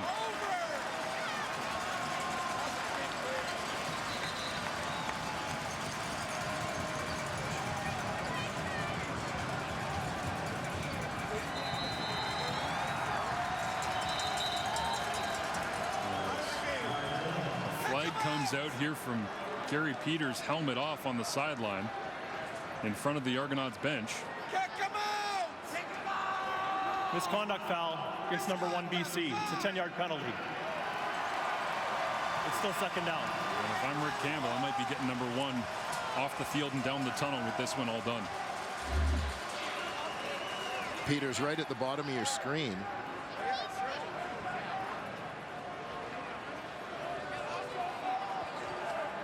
He's lined up in front of the Argo bench.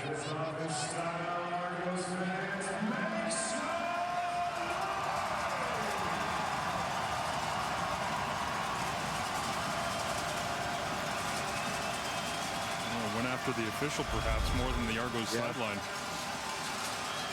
The abuse of an official will not be tolerated.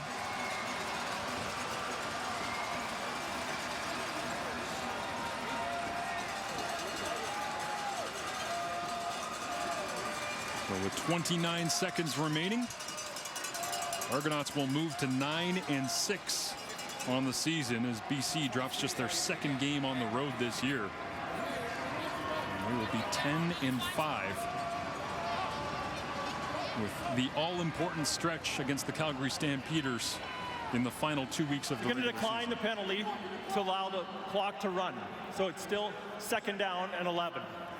Toronto's elected to decline the penalty to run the clock on my whistle. So we're going to go back to the 40 to the 36-yard line. Ryan Dinwiddie playing the time management game instead of accepting the yardage, which of course is not needed at this point. Well, the playoffs don't officially start for a few more weeks. That's what they say. Yeah, but I mean, the fact is a lot of playoff type games in terms of implications here coming down the stretch. We saw one of them last night, one of them here today. Have Montreal trying to keep pace with Ottawa on Monday. Edmonton trying to stay alive tonight. Pressure certainly on. And in the East Division, it's all about right now. Will Hamilton be able to stay in the picture? Will Toronto be able to claim the East Division in back-to-back seasons? Or will Montreal be able to spoil the party? Lots to decide. In the East Division, in the West, it's all about the potential crossover. Moving forward here for the BC Lions. A lot of decisions to be made. Vernon Adams Jr. continues to try and give some life to the offense. But a 3-point loss against the Toronto Argonauts and McLeod Bethel Thompson here at BMO Field will end their Week 18.